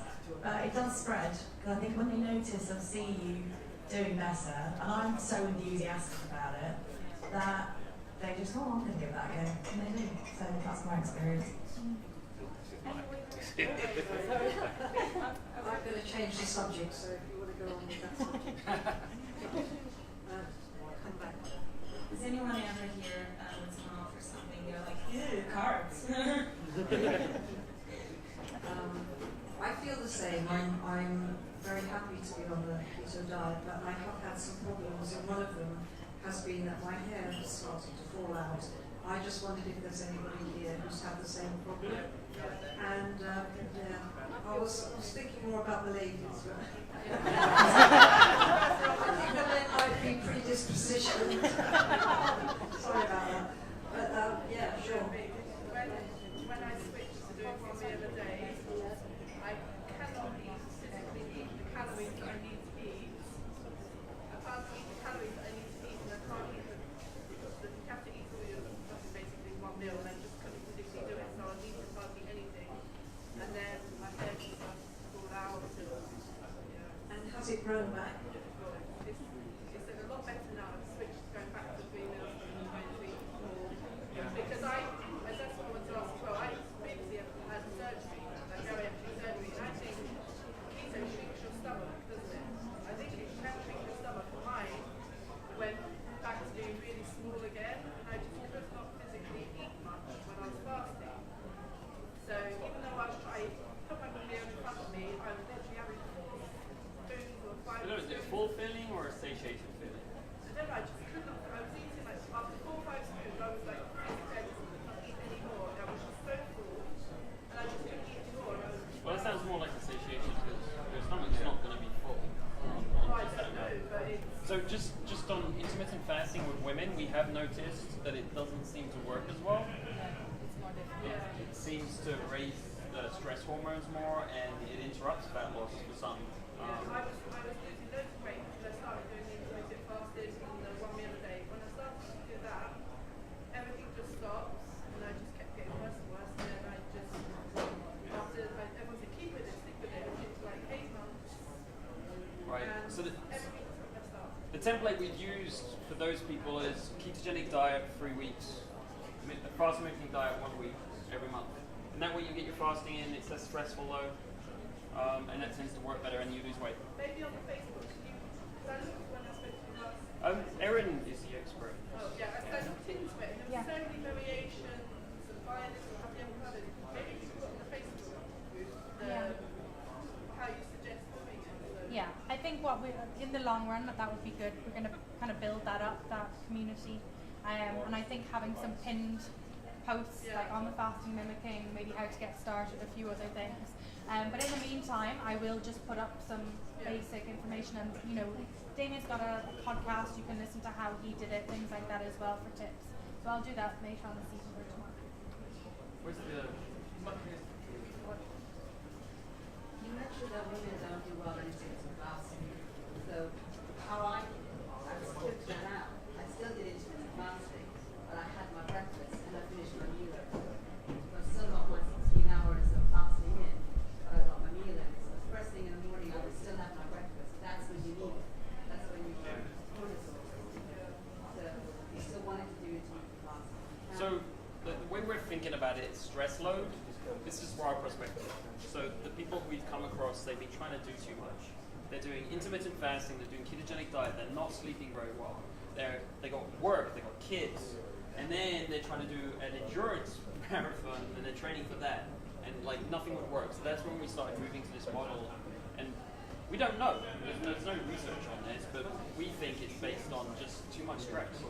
And so we tried to take out the different stresses. We tried to improve sleep. We moved to that model with the fast moving diet. So it's not chronic stress. It's just a stress once per month, and it's less than a fast. So we're just thinking about stress reduction, basically, when we're doing that. But by just moving the fasting with me, it just meant that Maybe it could impact the stress. Yeah. less stress.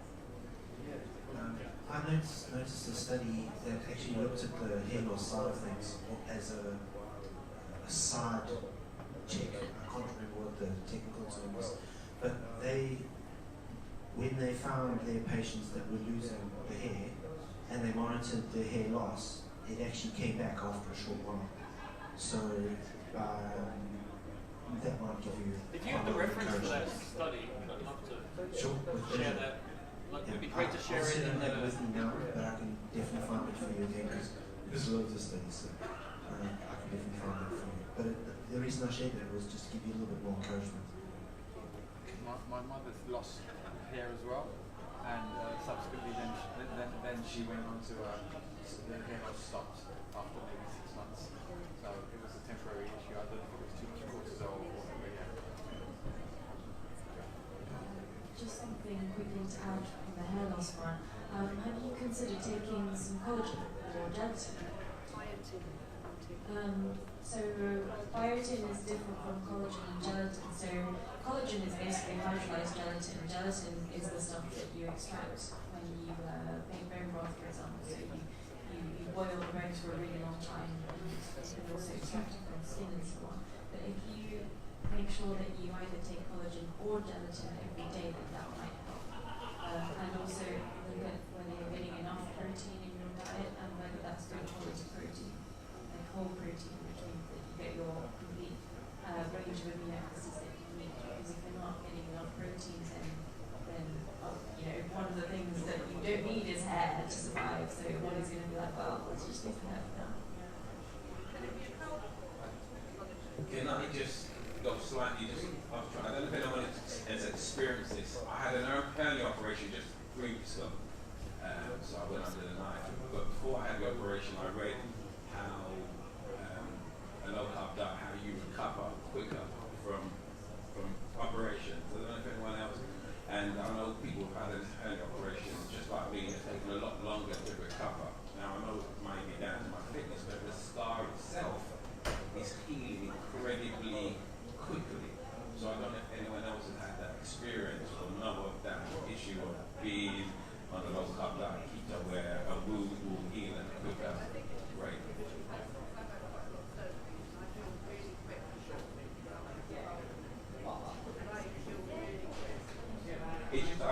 I did read the research on that on this kind of diet that the wound can heal quicker. I'm just wondering if anyone's had that experience.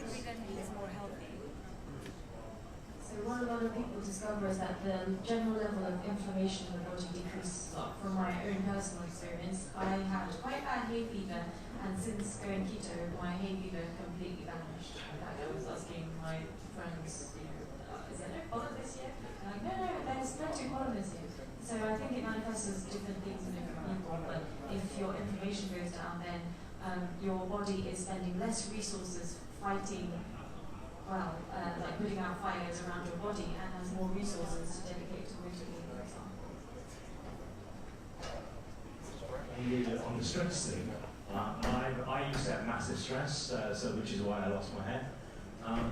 And I divorced her. So basically, so I started doing a lot of meditation, and I found my stress levels have gone down a lot since I meditate. So I meditate half an hour to an hour a day. In fact, I find myself meditating a lot nowadays. Just sitting on the tube on the train, sitting here, I was meditating as well. So just a thought. To answer your comment, I had 2 hip replacements. The first one I wasn't low carb. The second one I was low carb, and the recovery was a lot different from the second one when I was low carb.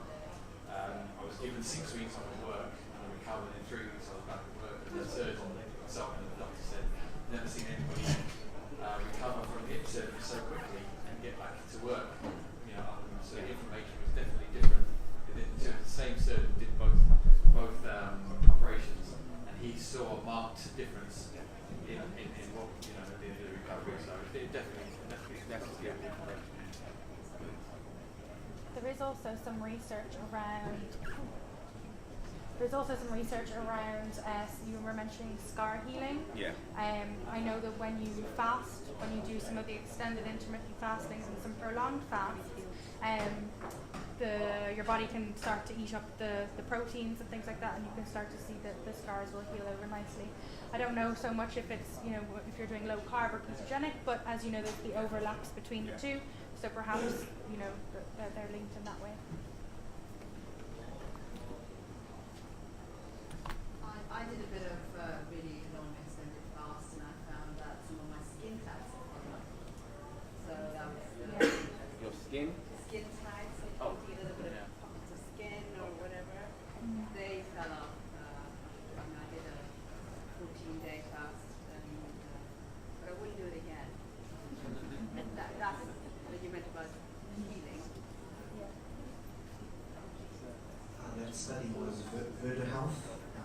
Sarah Hillenberg.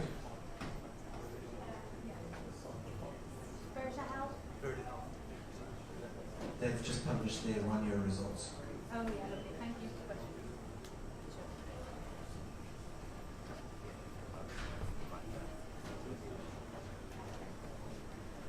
Something that's come up with me when doing keto is that I've had problems with this big word hyponatremia, which is low sodium levels, and ended up in A&E because of it.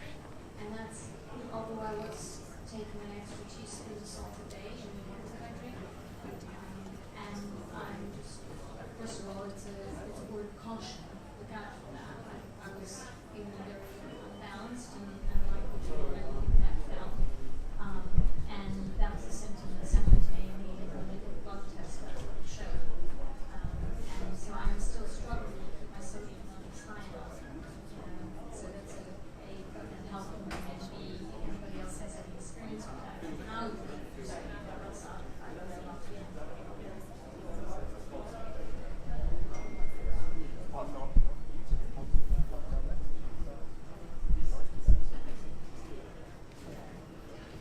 Yeah, I suffer from that as well because when I cut out all processed food, my sugar and my salt levels went down. So now I add salt all the time. Just like you. In fact, even when I have a drink, I'll put salt in because I suffer from it right at the beginning. I was like, what the hell's going on? Why am I suffering that? So, as soon as I put the salt in, everything just came back to normal. So yeah, I use Himalayan salt. So yeah, it's good. The recommended is 3 to 5 grams if you're on a ketogenic diet, and that's of sodium. So you might have to go a little bit higher from if you're taking the Himalayan or the Celtic sea salt. So whack it on everything. Yeah, all your meals. I also saw that 3 to 5 grams that you need to put into your diet. And when I measured that out on the scale to actually have a look at how much salt that is, it kind of blew my mind, how much extra salt. So I looked into it a little bit to figure out why is it that we need to add so much salt into our diet. And I can't remember which organ holds the kidneys. The kidneys hold on to the salt, or they retain the salt in your blood. When you implement ketosis, ketogenic diet, your kidneys actually start releasing it. So your body starts excreting all the salt. I'm not a doctor or anything, but that's what I read up and why I understand we need to add quite a lot of salt. The other concern I had was that we've been told that we shouldn't be eating salt. It's been ingrained into us, telling us that salt is so bad for us. So I looked into that also, and it's a J curve. So if you've got low salt in your body, it's really unhealthy for you. And as you increase the amount of salt, the bad health effects come down. And then at a certain point, you then, the more salt you put in, it then gets bad for you again. So that 3 to 5 grams is what I read, but that kind of blew my mind as to how much salt that is. So if anybody can comment on that, to me that's a lot of salt. There is a product called Salt Stick. A lot of endurance athletes use it, and you just taste it. It doesn't even taste, it's not salty to taste, but it's full of sodium, magnesium, potassium. It's really good. You just take one of those or 2 of those a day. You're doing prolonged exercise, and you can take one every 2 hours. So you lose a lot of sodium when you're exercising. But yeah, it's a really good product. Do you take bath? Do you have like bath with Epsom salt? Epsom salt? Well, yeah, that's magnesium. That's magnesium, yeah. But there's like mixed, isn't there? No, that's magnesium. Yeah, that absorbs through the skin. Yeah. Magnesium oil. Yeah, exactly. Yeah. The oil is another good one for magnesium. The magnesium oil or spray? Oil. Yeah, it's like a spray. Oh oil. yeah, yeah. So if you tingle when you put it on, sometimes people tingle on their skin, so just put it on your extremities, nowhere else initially. And if you tingle, then you might find that actually it's sufficient.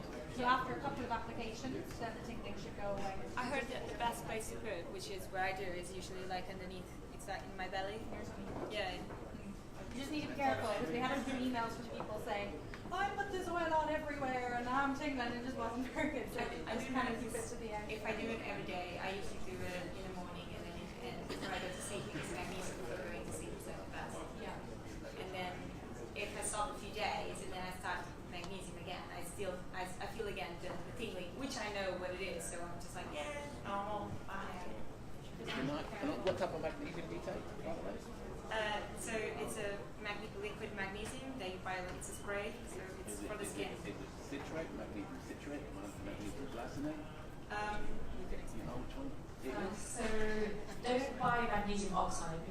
it's not very bioabsorbable. So you'll take it and then you won't actually absorb it. Get the magnesium glycinate and magnesium threonate. So glycinate is the one that's really good to take at night, and threonate is the one that has a cognitive benefit.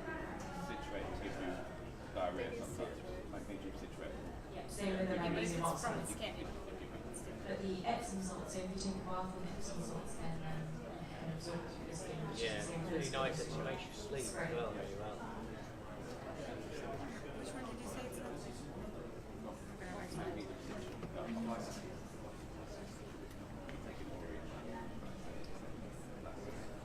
I need to write down the name. Just on the magnesium supplements, it's very interesting.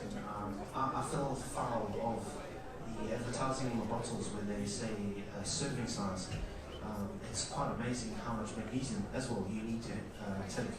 So when you look at your magnesium, obviously everything you should test for. You don't just do any of this stuff blindly. You should get blood tests done and check your levels and then adjust your supplements and things. But with magnesium, the tablets are quite big. They're like that big, the largest ones. And when they come in the packaging, they say like 400 milligrams or whatever it is per serving. But have a look and see how many pills you need to be taking for that serving. So I was doing that for about 4 months or so without even realizing it. I was wondering why I was getting cramps in my muscles and things. So just watch that one. Just a note on the magnesium spray, there's a company called Better You, which is a really good one. Better You. It's everywhere, basically. It's high on the bar, so that means Is that the one that is outside? Probably that's not. Okay. So I just have a question about this quite a controversial question, I guess, about carbs.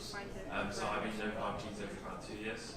I found now that once if I go back and have a small amount of carbs as diabetic, I react really badly to them. I just wondered if anyone has a positive experience with the cyclical ketogenic diet, and do people use carbs in conjunction with keto to improve their performance, especially around your workout? Yeah, I've been ketogenic for 5 years, and I do use strategic carbs like race bikes, and whenever I have breaks in heart rate goes up to 90-95% of the average range. So I do load like strategic carbs maybe the night before, 50 grams, 100 grams. On a really long event, I might go by 200-300 grams, and it doesn't affect me after my performance really well. So I measure my blood levels after the event, and I'm still like 0.5, 0.6. I used to, when I first started, I used to have really high readings when I was become Fat Adaption. My readings like up to maximum 1.7. I do weightlifting, and I put 5 grams of ketones in my pre-workouts, and I find that my hips are much better. So that's how I. So I'm grappling with that at the moment because I've been ultra keto for 2 years, and now I'm taking obviously better on the keto line carbs, but she's like right off carbs completely. They often do have benefits, especially with excellent performance. I know a number of ultra endurance athletes using it.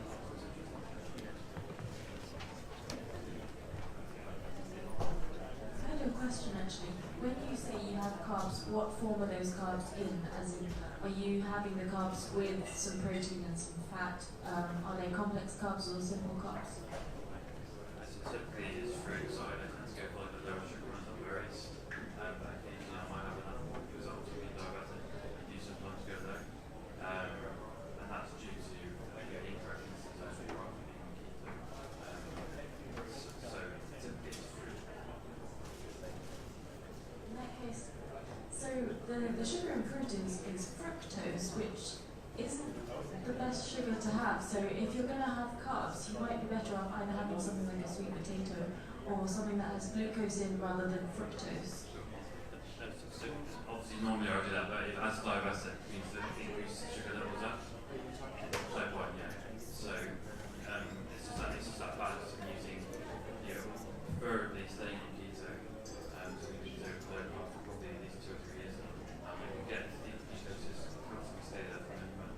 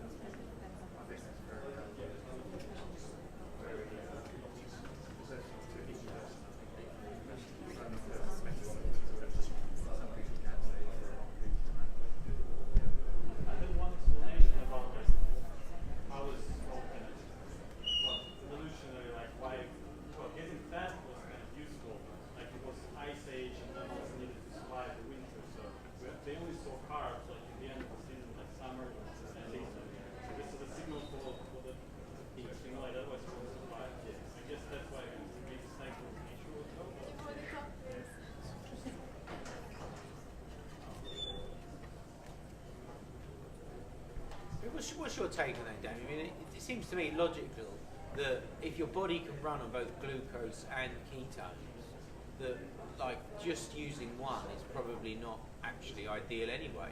Like that you should be sort of cycling between the two because that's sort of where your body is designed. Hello. Yes. So I'm a little bit unique situation. I'm using a ketogenic diet to manage inflammation and some other things, so I keep it at therapeutic level. So I think everyone should look at it really from their personal perspective and context. And if it's working for them, I also use it for cognitive performance, and it works well for me for that reason. Like I've tracked it and so on, and it's very important to me. That's probably the most important thing about who I am. So for me, it's worthwhile. I agree that it doesn't fit into an evolutionary template, but I also track a lot of data on myself just to make sure I'm not doing any harm, or I've got high cholesterol, for example. Had high LDL for a long time, but I get the NMR lipo profile, which breaks down your LDL and looks at the different particle sizes, and that looks okay. I had a calcium score yesterday, which looks at your arteries to check for any calcium plaque buildup. So basically, I try to mitigate any risks, and just keep track of data to make sure I'm getting the benefits for myself. I think everyone should do that, but I know that most people, don't go to these kind of lengths. So it really comes down to personal preference at the end of the day. But overall, I think ketogenic diet. We see lots of people. I think the major benefits they get from it are obviously weight loss. That's reducing risks. So that's that. In that scenario, I think everyone should be doing it because you're reducing a ton of risks. So I don't really care if it fits within the evolutionary template or not. You're reducing so many risks that's good. And then a lot of people come back and they say their moods are better and more stable. So if that's something you've dealt with, or something you're not happy with, or you just find that your moods aren't as good as you would like, there's some growing research in that area about reducing anxiety and things like that. I mean, I certainly noticed that. It wasn't something specific I noticed, but I just don't think I have off days anymore. And that's kind of like another upside to life, right? Just being happy with life. So that's kind of my take, but I think everyone's got a personal story. Anyone else got a personal story?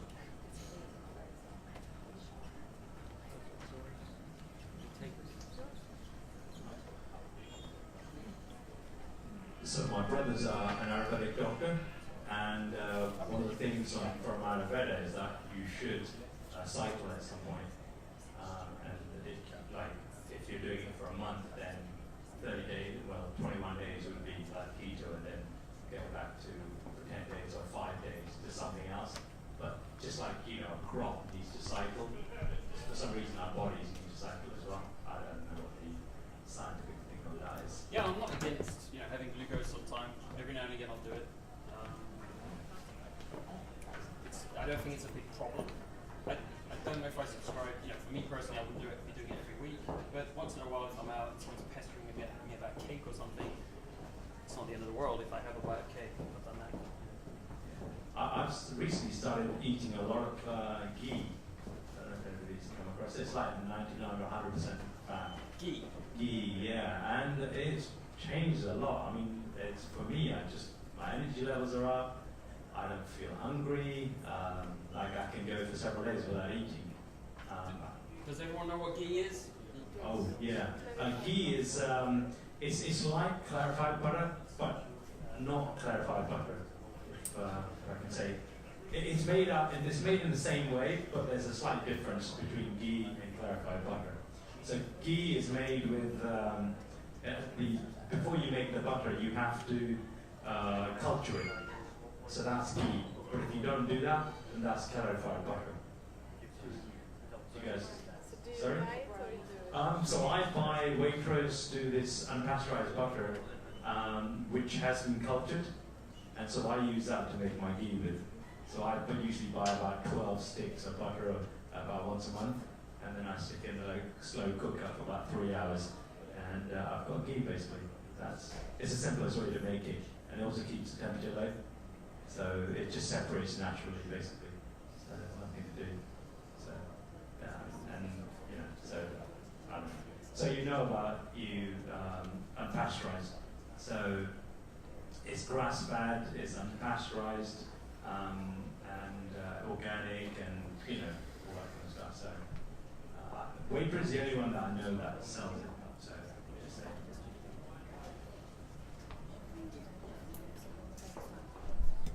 What I think's about it. Questions asked. Just wondering if you guys want to share some of your favorite recipes. I get, I'm not that creative sometimes, so I'd like just to hear what your favorite recipes are. And sometimes if they are more practical, that you can be like under 20 minutes or something. Convenient Or keto recipes. maybe for lunch, or for your breakfast, or a snack. I like boiled eggs with a bit of butter on them. With mayo. Homemade mayo. Or with homemade mayo. Homemade mayo. So one of my favorite ones is scrambled eggs with a lot of ghee in it. So you get the fat and the protein. So I cook it at low temperature. Another one you can just add is avocados to that, or calf liver with avocados is also good. I cook it in ghee again. I always use ghee for everything. Yeah. So yes. It's like it has less lactose, so it has less lactose because I eat too much lactose. It's not really good. It's same as butter. Yeah, I think if you're time restricted, I think eggs, steak, streaky bacon, salmon, because within 20 minutes you could probably cook a meal, 15 minutes you could cook a meal. But if you've got more time, something like ox cheek, something you can slow cook, oxtail, loads of fat, really good fat on it, good saturated fat. You can stick it in the oven, you can maybe go to work 3, 4, 5, 6 hours on low heat. Yeah, they work really well. My breakfast, lunch, and dinner is exactly the same. So we'll have some protein of some kind, which is eggs or steak or chicken or whatever. I always keep rotisserie chicken in my fridge, and then I'll have some salad with it or some veg. I always keep frozen veg packs in my freezer and some fat. Avocado, olive oil, ghee.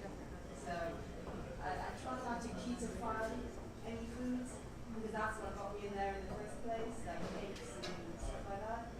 That's what actually led me to where I was. So I just eat whole foods. And so I don't know, nothing's breakfast, lunch, dinner, they're all the same.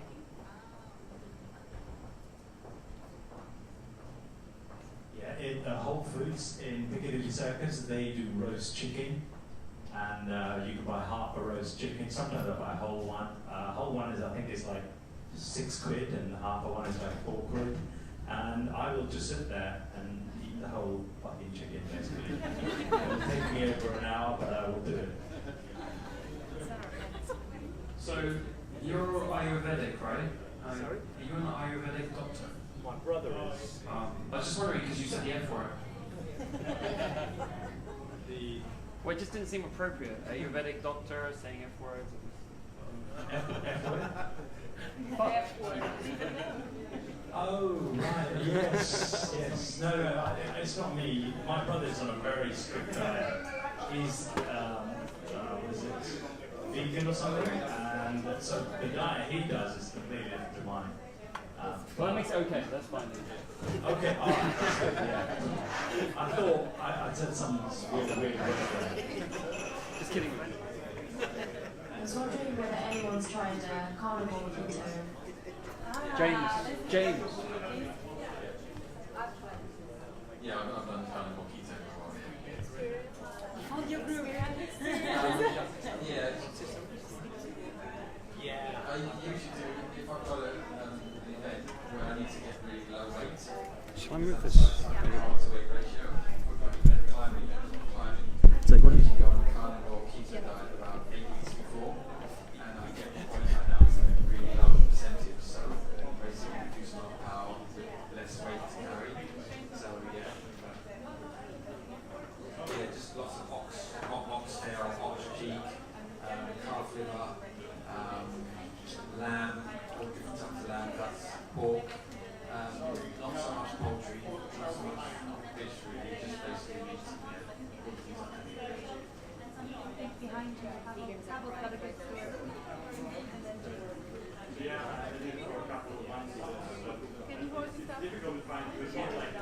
hold it closer to your mouth?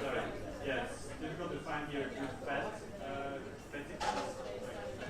Usually, like, some say you need to like know your butcher so that they leave the fat for you because they trim it for one meat. So I eat clusters. And I find like, yeah, the mood changes. I sleep better. I need less sleep, so I wake up at 5 a.m. like without alarms. Like, also I think the mood is stable. I think it's less testosterone. That's why you need to have better sleep. Give it to James. James? Yes, I did carnivore for about 6 weeks ago, and it was meat, water, just that for a month. And surprisingly, my energy was raised the whole time. And I thought perhaps I was under adaptation, but then on day 26, I finally measured out how much salt I think I'm actually getting. It turns out it's about 2 grams of sodium, which is far short of the 5 to 8,000 milligrams we advised. And the minute I ramped up the sodium, I did this just by chucking a bunch of salt in a bottle of Ketogenic, which is only way tasted, less than swear. And drinking that, it was almost immediately felt great. But at that point, once I became convinced that soup was the issue, I then counted down the days because I wanted the alcohol and potassium, I wanted what actually whole food sources.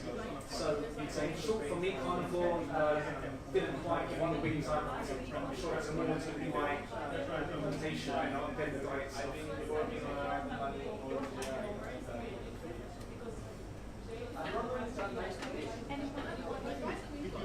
Yeah, I did zero carb then as well for a month.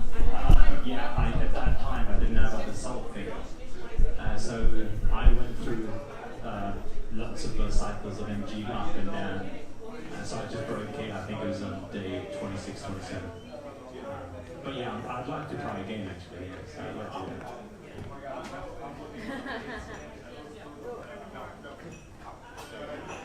Any other questions, guys? Just wondering on the carnivore keto. Say that if you don't eat veggie, where do you get your protein from? Potassium? Yeah. Potassium. That's where you get your yeah. You get it from meat. That's the richest food, like especially organ meat. So yeah, liver, brains, kidney. Yeah, so you have a carnivore, or you are a carnivore, and they're like herbivores. They collect the good stuff for you to just eat them instead of doing it yourself. We're not very efficient in doing it. So meat is very rich. So I used to work at a butcher and asking to get a bit more for grass-fed organ meats like brain, kidney, and I used to get from that. It's really good quality, nutrient-dense meat.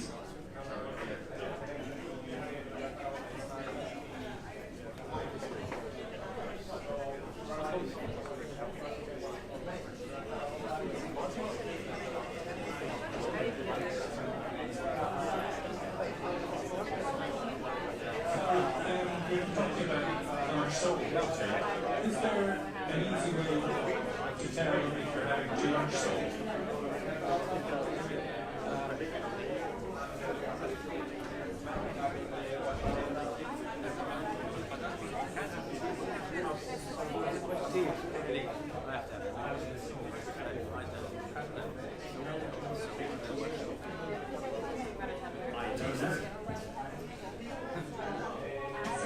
Kidneys are working okay, then you're just going to excrete it if you've got too much salt. And also, I think the other thing is, drink according to thirst. So you'll know that you've had quite a lot of salt if you're feeling very thirsty, in which case drink lots of water and then you'll just excrete the salt.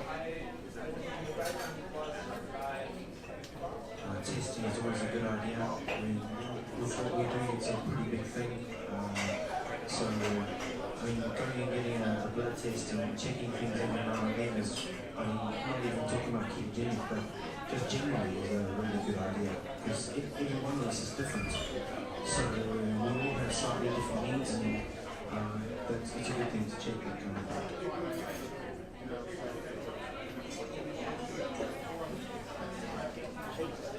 Can I make a quick intervention? Okay, with 3 people who are on the list get tested, and we don't know if they're here or not, so... Oh, alright. Well, then so could these people please come up here now? So Ravani, Walden, Andrea, Silla, sorry if I'm not saying that right, and Esther,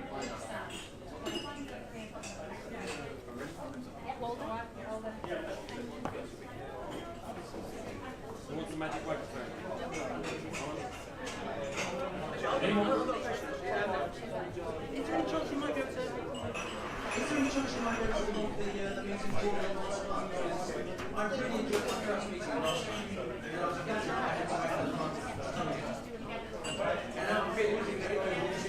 to So, we're thinking about doing this once every 2 months. Just because it takes a bit of time. Yeah, not happening. Yeah. He wants a meeting every 2 weeks. Yeah. It would be a shame if you had to wait every 2 weeks. All I can suggest is we have a Facebook group. So if in between time you share or ask questions there, maybe that can be the stopgap. The reason we might go to a 2-month format is so we can do more interesting stuff like that. It takes more organisation. The biohacking group is very good actually. Have you ever been to that? Yep, that's that. The biohacking group, that's very good. They hold up a once monthly lady here is I think she goes to all about it. Yeah. There's keto people, I mean, a lot of the keto people go there. Yeah, it's very loads of people. Yeah, basically everything has to do with improving yourself, like keto, loads of us, we are meditation, anything that has to do in your environment, in your body, we talk about it.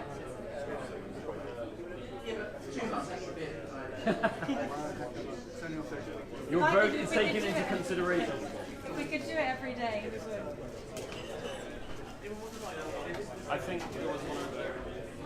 I just want people to like easier supplementation. I was wondering what the rationale, the evidence of it is.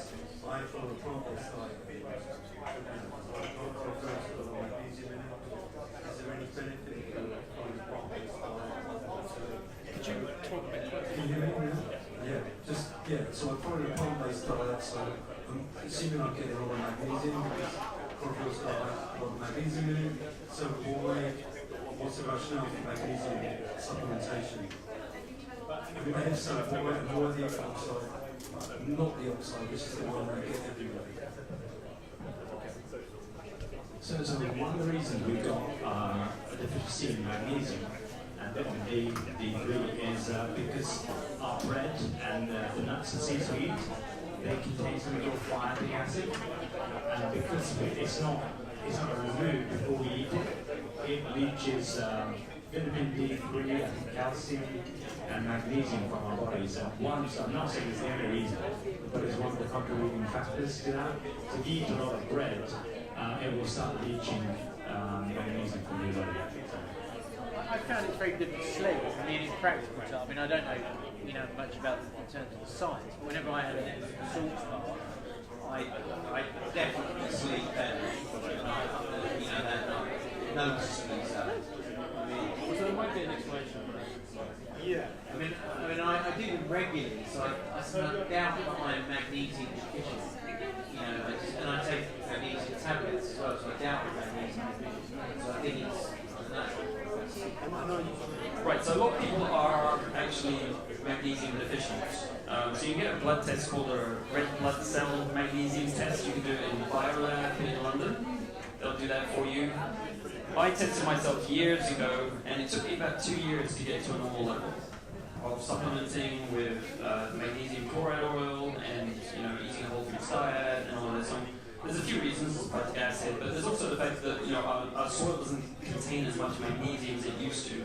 So all plants, by definition, contain less magnesium now, and therefore the animals eating the plants have less magnesium by definition. So I think the only way to go about this is data, like check your red blood cell magnesium, and you'll see, and that might explain why we sleep better and things like that. We'll take about both of those two. They're great, fantastic for relaxing in general. Yeah. Another reason is we're living here in London and we have very low sun or sun exposure. So a lot of us here recognize that we're low on vitamin D, and so we're supplementing with vitamin D. And vitamin D actually utilizes the magnesium. So I'm not quite sure how, I'm not sure what the mechanism is, but I know that when you're D-supplementing, you need to magnesium, up your magnesium also. But for all the reasons that have been discussed, a lot of us are also D-supplementing, and you need to have more magnesium because of that. All of those reasons.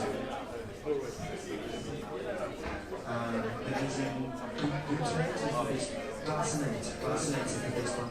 And the reason why that's the best one is because of the good absorption. Yeah, your gut absorbs it well. The default version is the oxide, isn't it?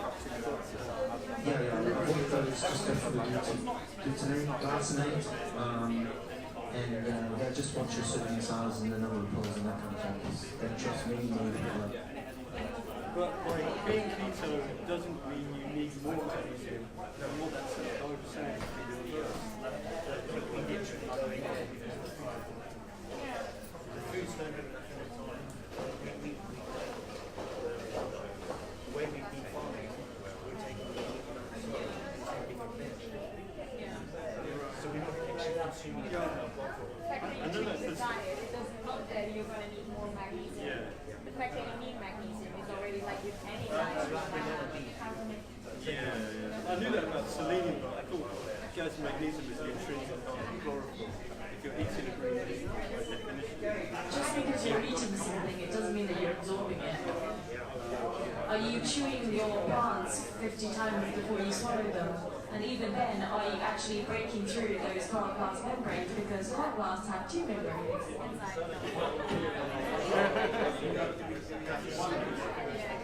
By the way, chlorophyll is actually a membrane-bound enzyme, so are you actually extracting the chlorophyll molecule and extracting the magnesium from inside the chlorophyll molecule? I'm just curious about a lot of unknowns. As for your comment about the fact that shops sell magnesium oxide, just because a shop sells something, it doesn't mean that they know what's best. So if they knew what was best, then they probably wouldn't be selling donuts and sugar. And then on that same note, also the fillers that go into the pills too, or the tablets and things like that. You must really look at what's in your pills. So one manufacturer will add something extra in order for the pill or it's a full shelf life and all this kind of stuff. So a lot of them are really, really bad. And the fillers within the pills or the tablets or the within the supplement. So you might be supplementing something that's good, but there's bad fillers in it. Could be carcinogenic too. So just want to watch it. Some bad news. I really rarely find a supplement that is good in a store. It's really rare. Like omega-3, for example, I ordered oil from Amazon. I don't trust anything 70s, and to be very serious right now, foods. If you're gonna read the ingredients, you're just like, what is all this stuff inside my omega-3? Supplements aren't monitored, as in checked. So there is no legislational body that actually checks that what people say is in the supplement is actually there. So it's crazy. It's absolutely ridiculous. Sources of the supplement, the omega-3, for example, the source where they are. The key there is that they're only validating supplements. It's not unlike medications. Medications that have to go through various tests and checking things. Supplements in the UK, in the US, in Europe generally, there is not, I don't know if anybody that actually enforces checking on supplements.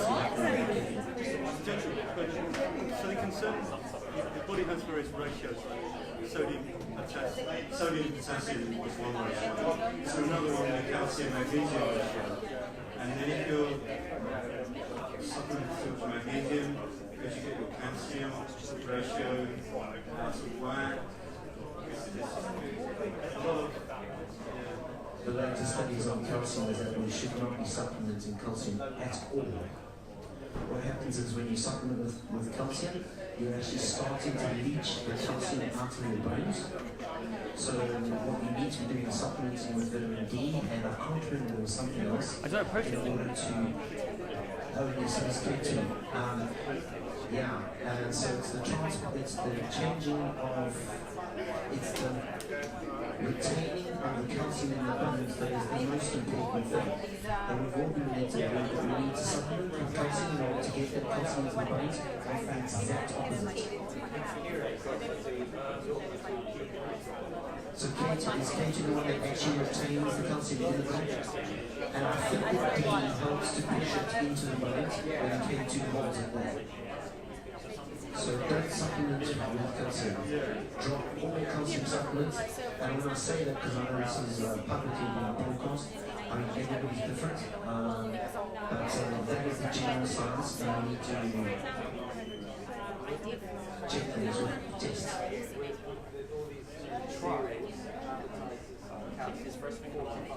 Yeah, calcium's 45 things you should really stay away from them.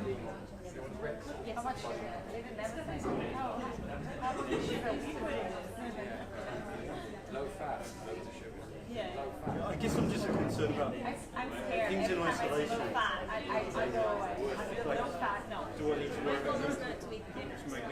Go and see a doctor. Go and get a full test. Go and check all the amino acids and all the things that are in your blood.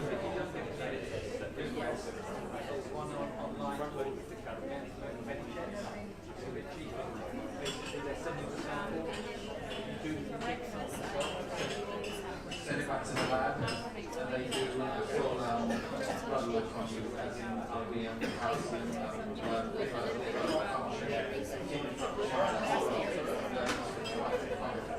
Just a little bit to go.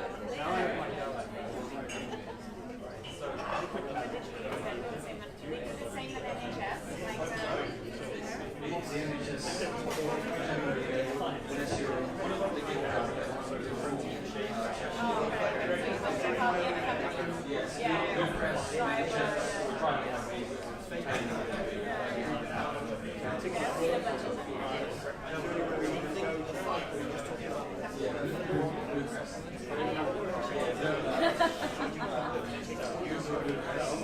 then I'll request my husband my biggest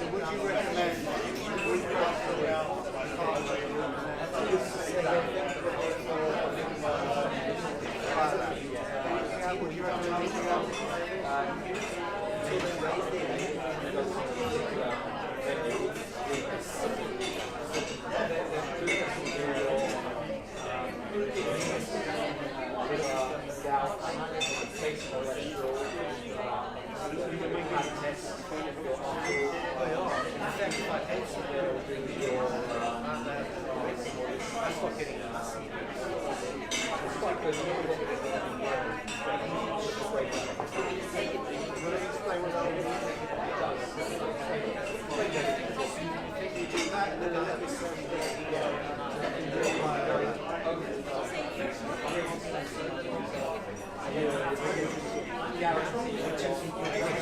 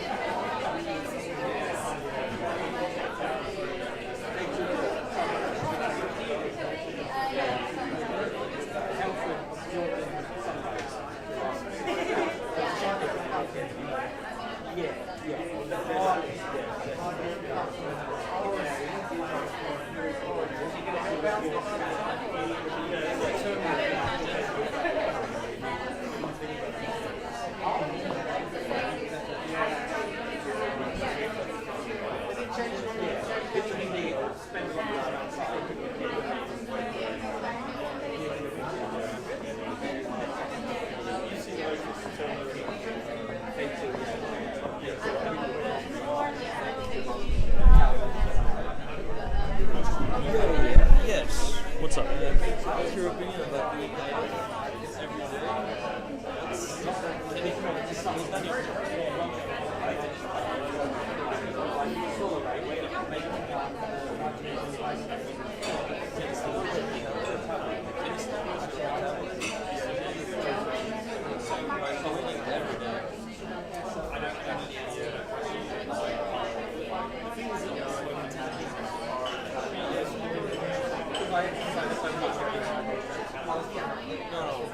I'm doing a really I have like 4 or 5 years. It's only like weights. I switch like really easily. Train every day fasting. 4 years. Feel bad. Yeah, I feel better than what I kept doing. Now I switch back. I was doing for 7 or 10 days, I was shrinking like crazy. Like I wasn't recovering. I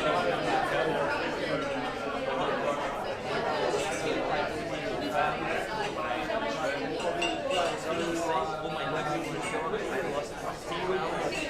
7 days. From 91 kgs to 83. 7 days. 10 days. I started feeling amazing. Obviously, I don't look like 3,000 calories. 45 minutes. Now, eating 4,500 calories a day. Down my strength, my performance.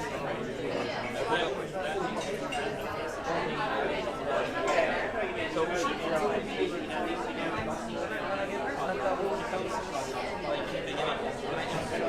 too much protein, eating too much carb. I don't know why.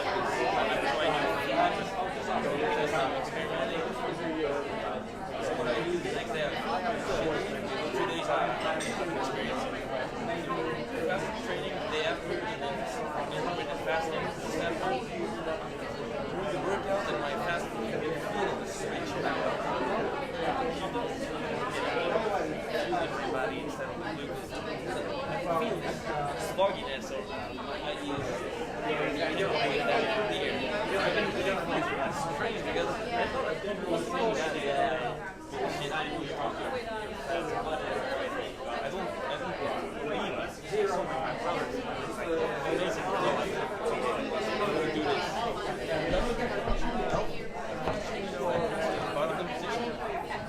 Performance is getting stronger.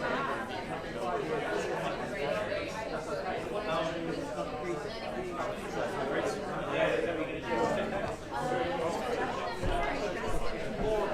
we do. I'll probably come back to the next one. We'll try the, testing next time maybe. I'm, as ketones with the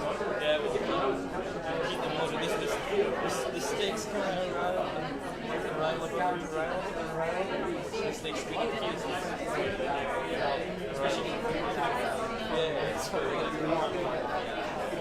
because when I work out, it's the blood, you know, when I work out and I test my ketones, yeah, it's like,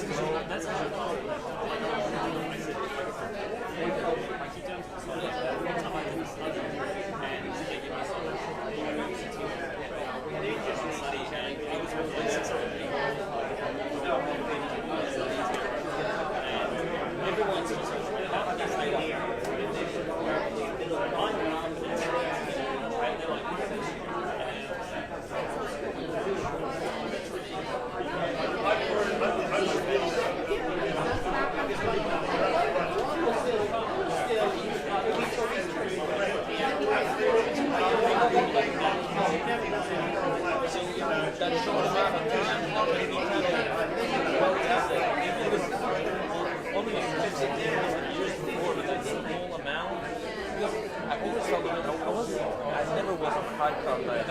Only low fat, low carb, high protein.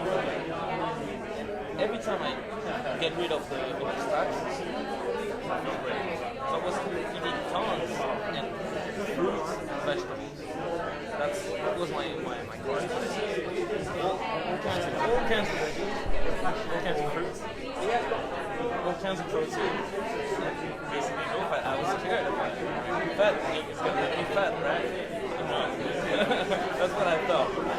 But yeah, it's really good. I can, I'm really excited for the cut, for the Saturday morning. I've been building weight now for like 5-6 months, and I already feel that I can go all day without eating yet. I just had a coffee. And my friend, bro, are you not melting? You have to eat every 2 hours. I'm like, guys, shut the fuck up. You don't have to eat every couple of hours. You can build muscle in 1 or 2 meals a day.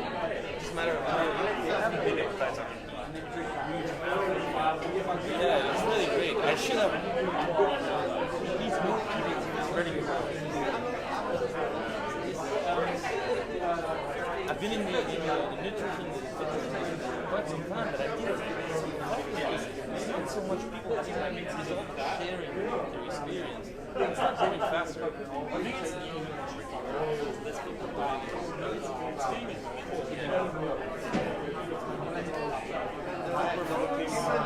In ways,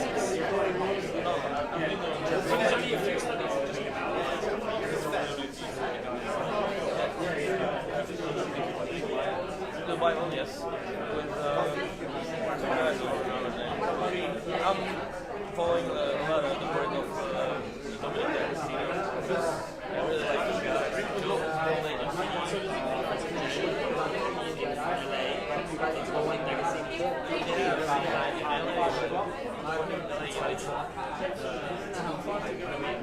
I'm going to be there. Aaron's going to be there. It's best to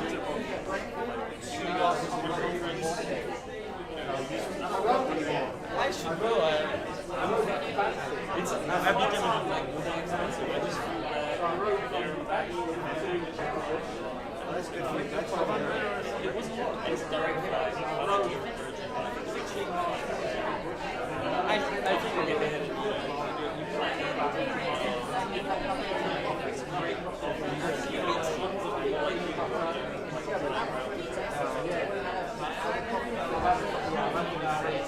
it's time.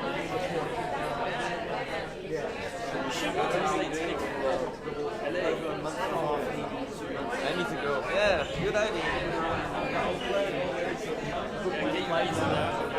I know it's kind of amazing. Thank you. Alright. Yeah?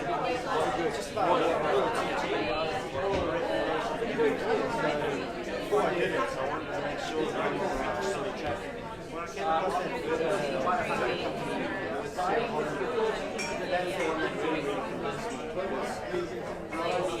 I came across it,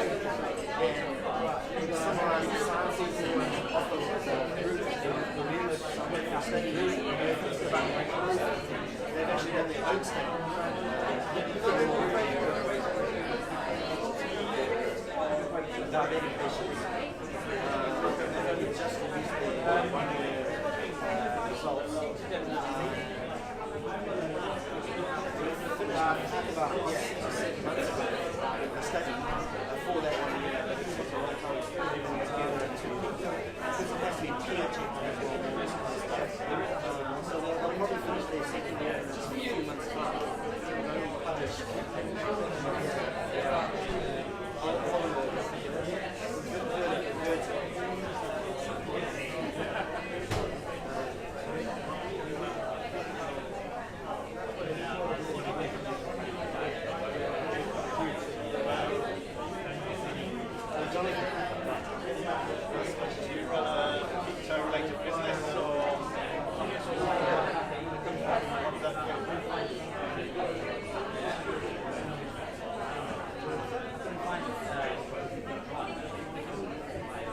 I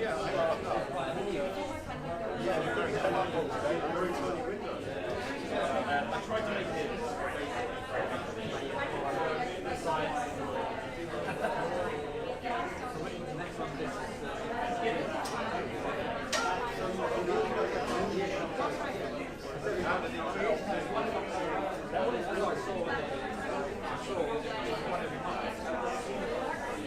if you think about like the energy equation is not quite working.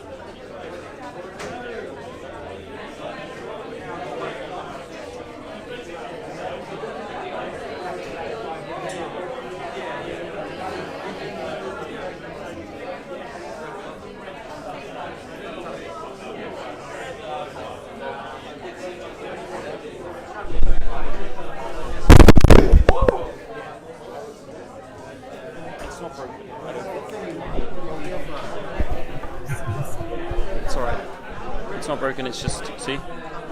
Someone just did that. It's alright though, it's all good. iPads are unbreakable.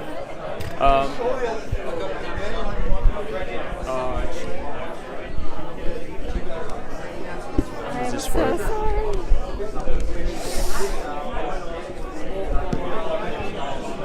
I'm going to turn you guys off. Sorry.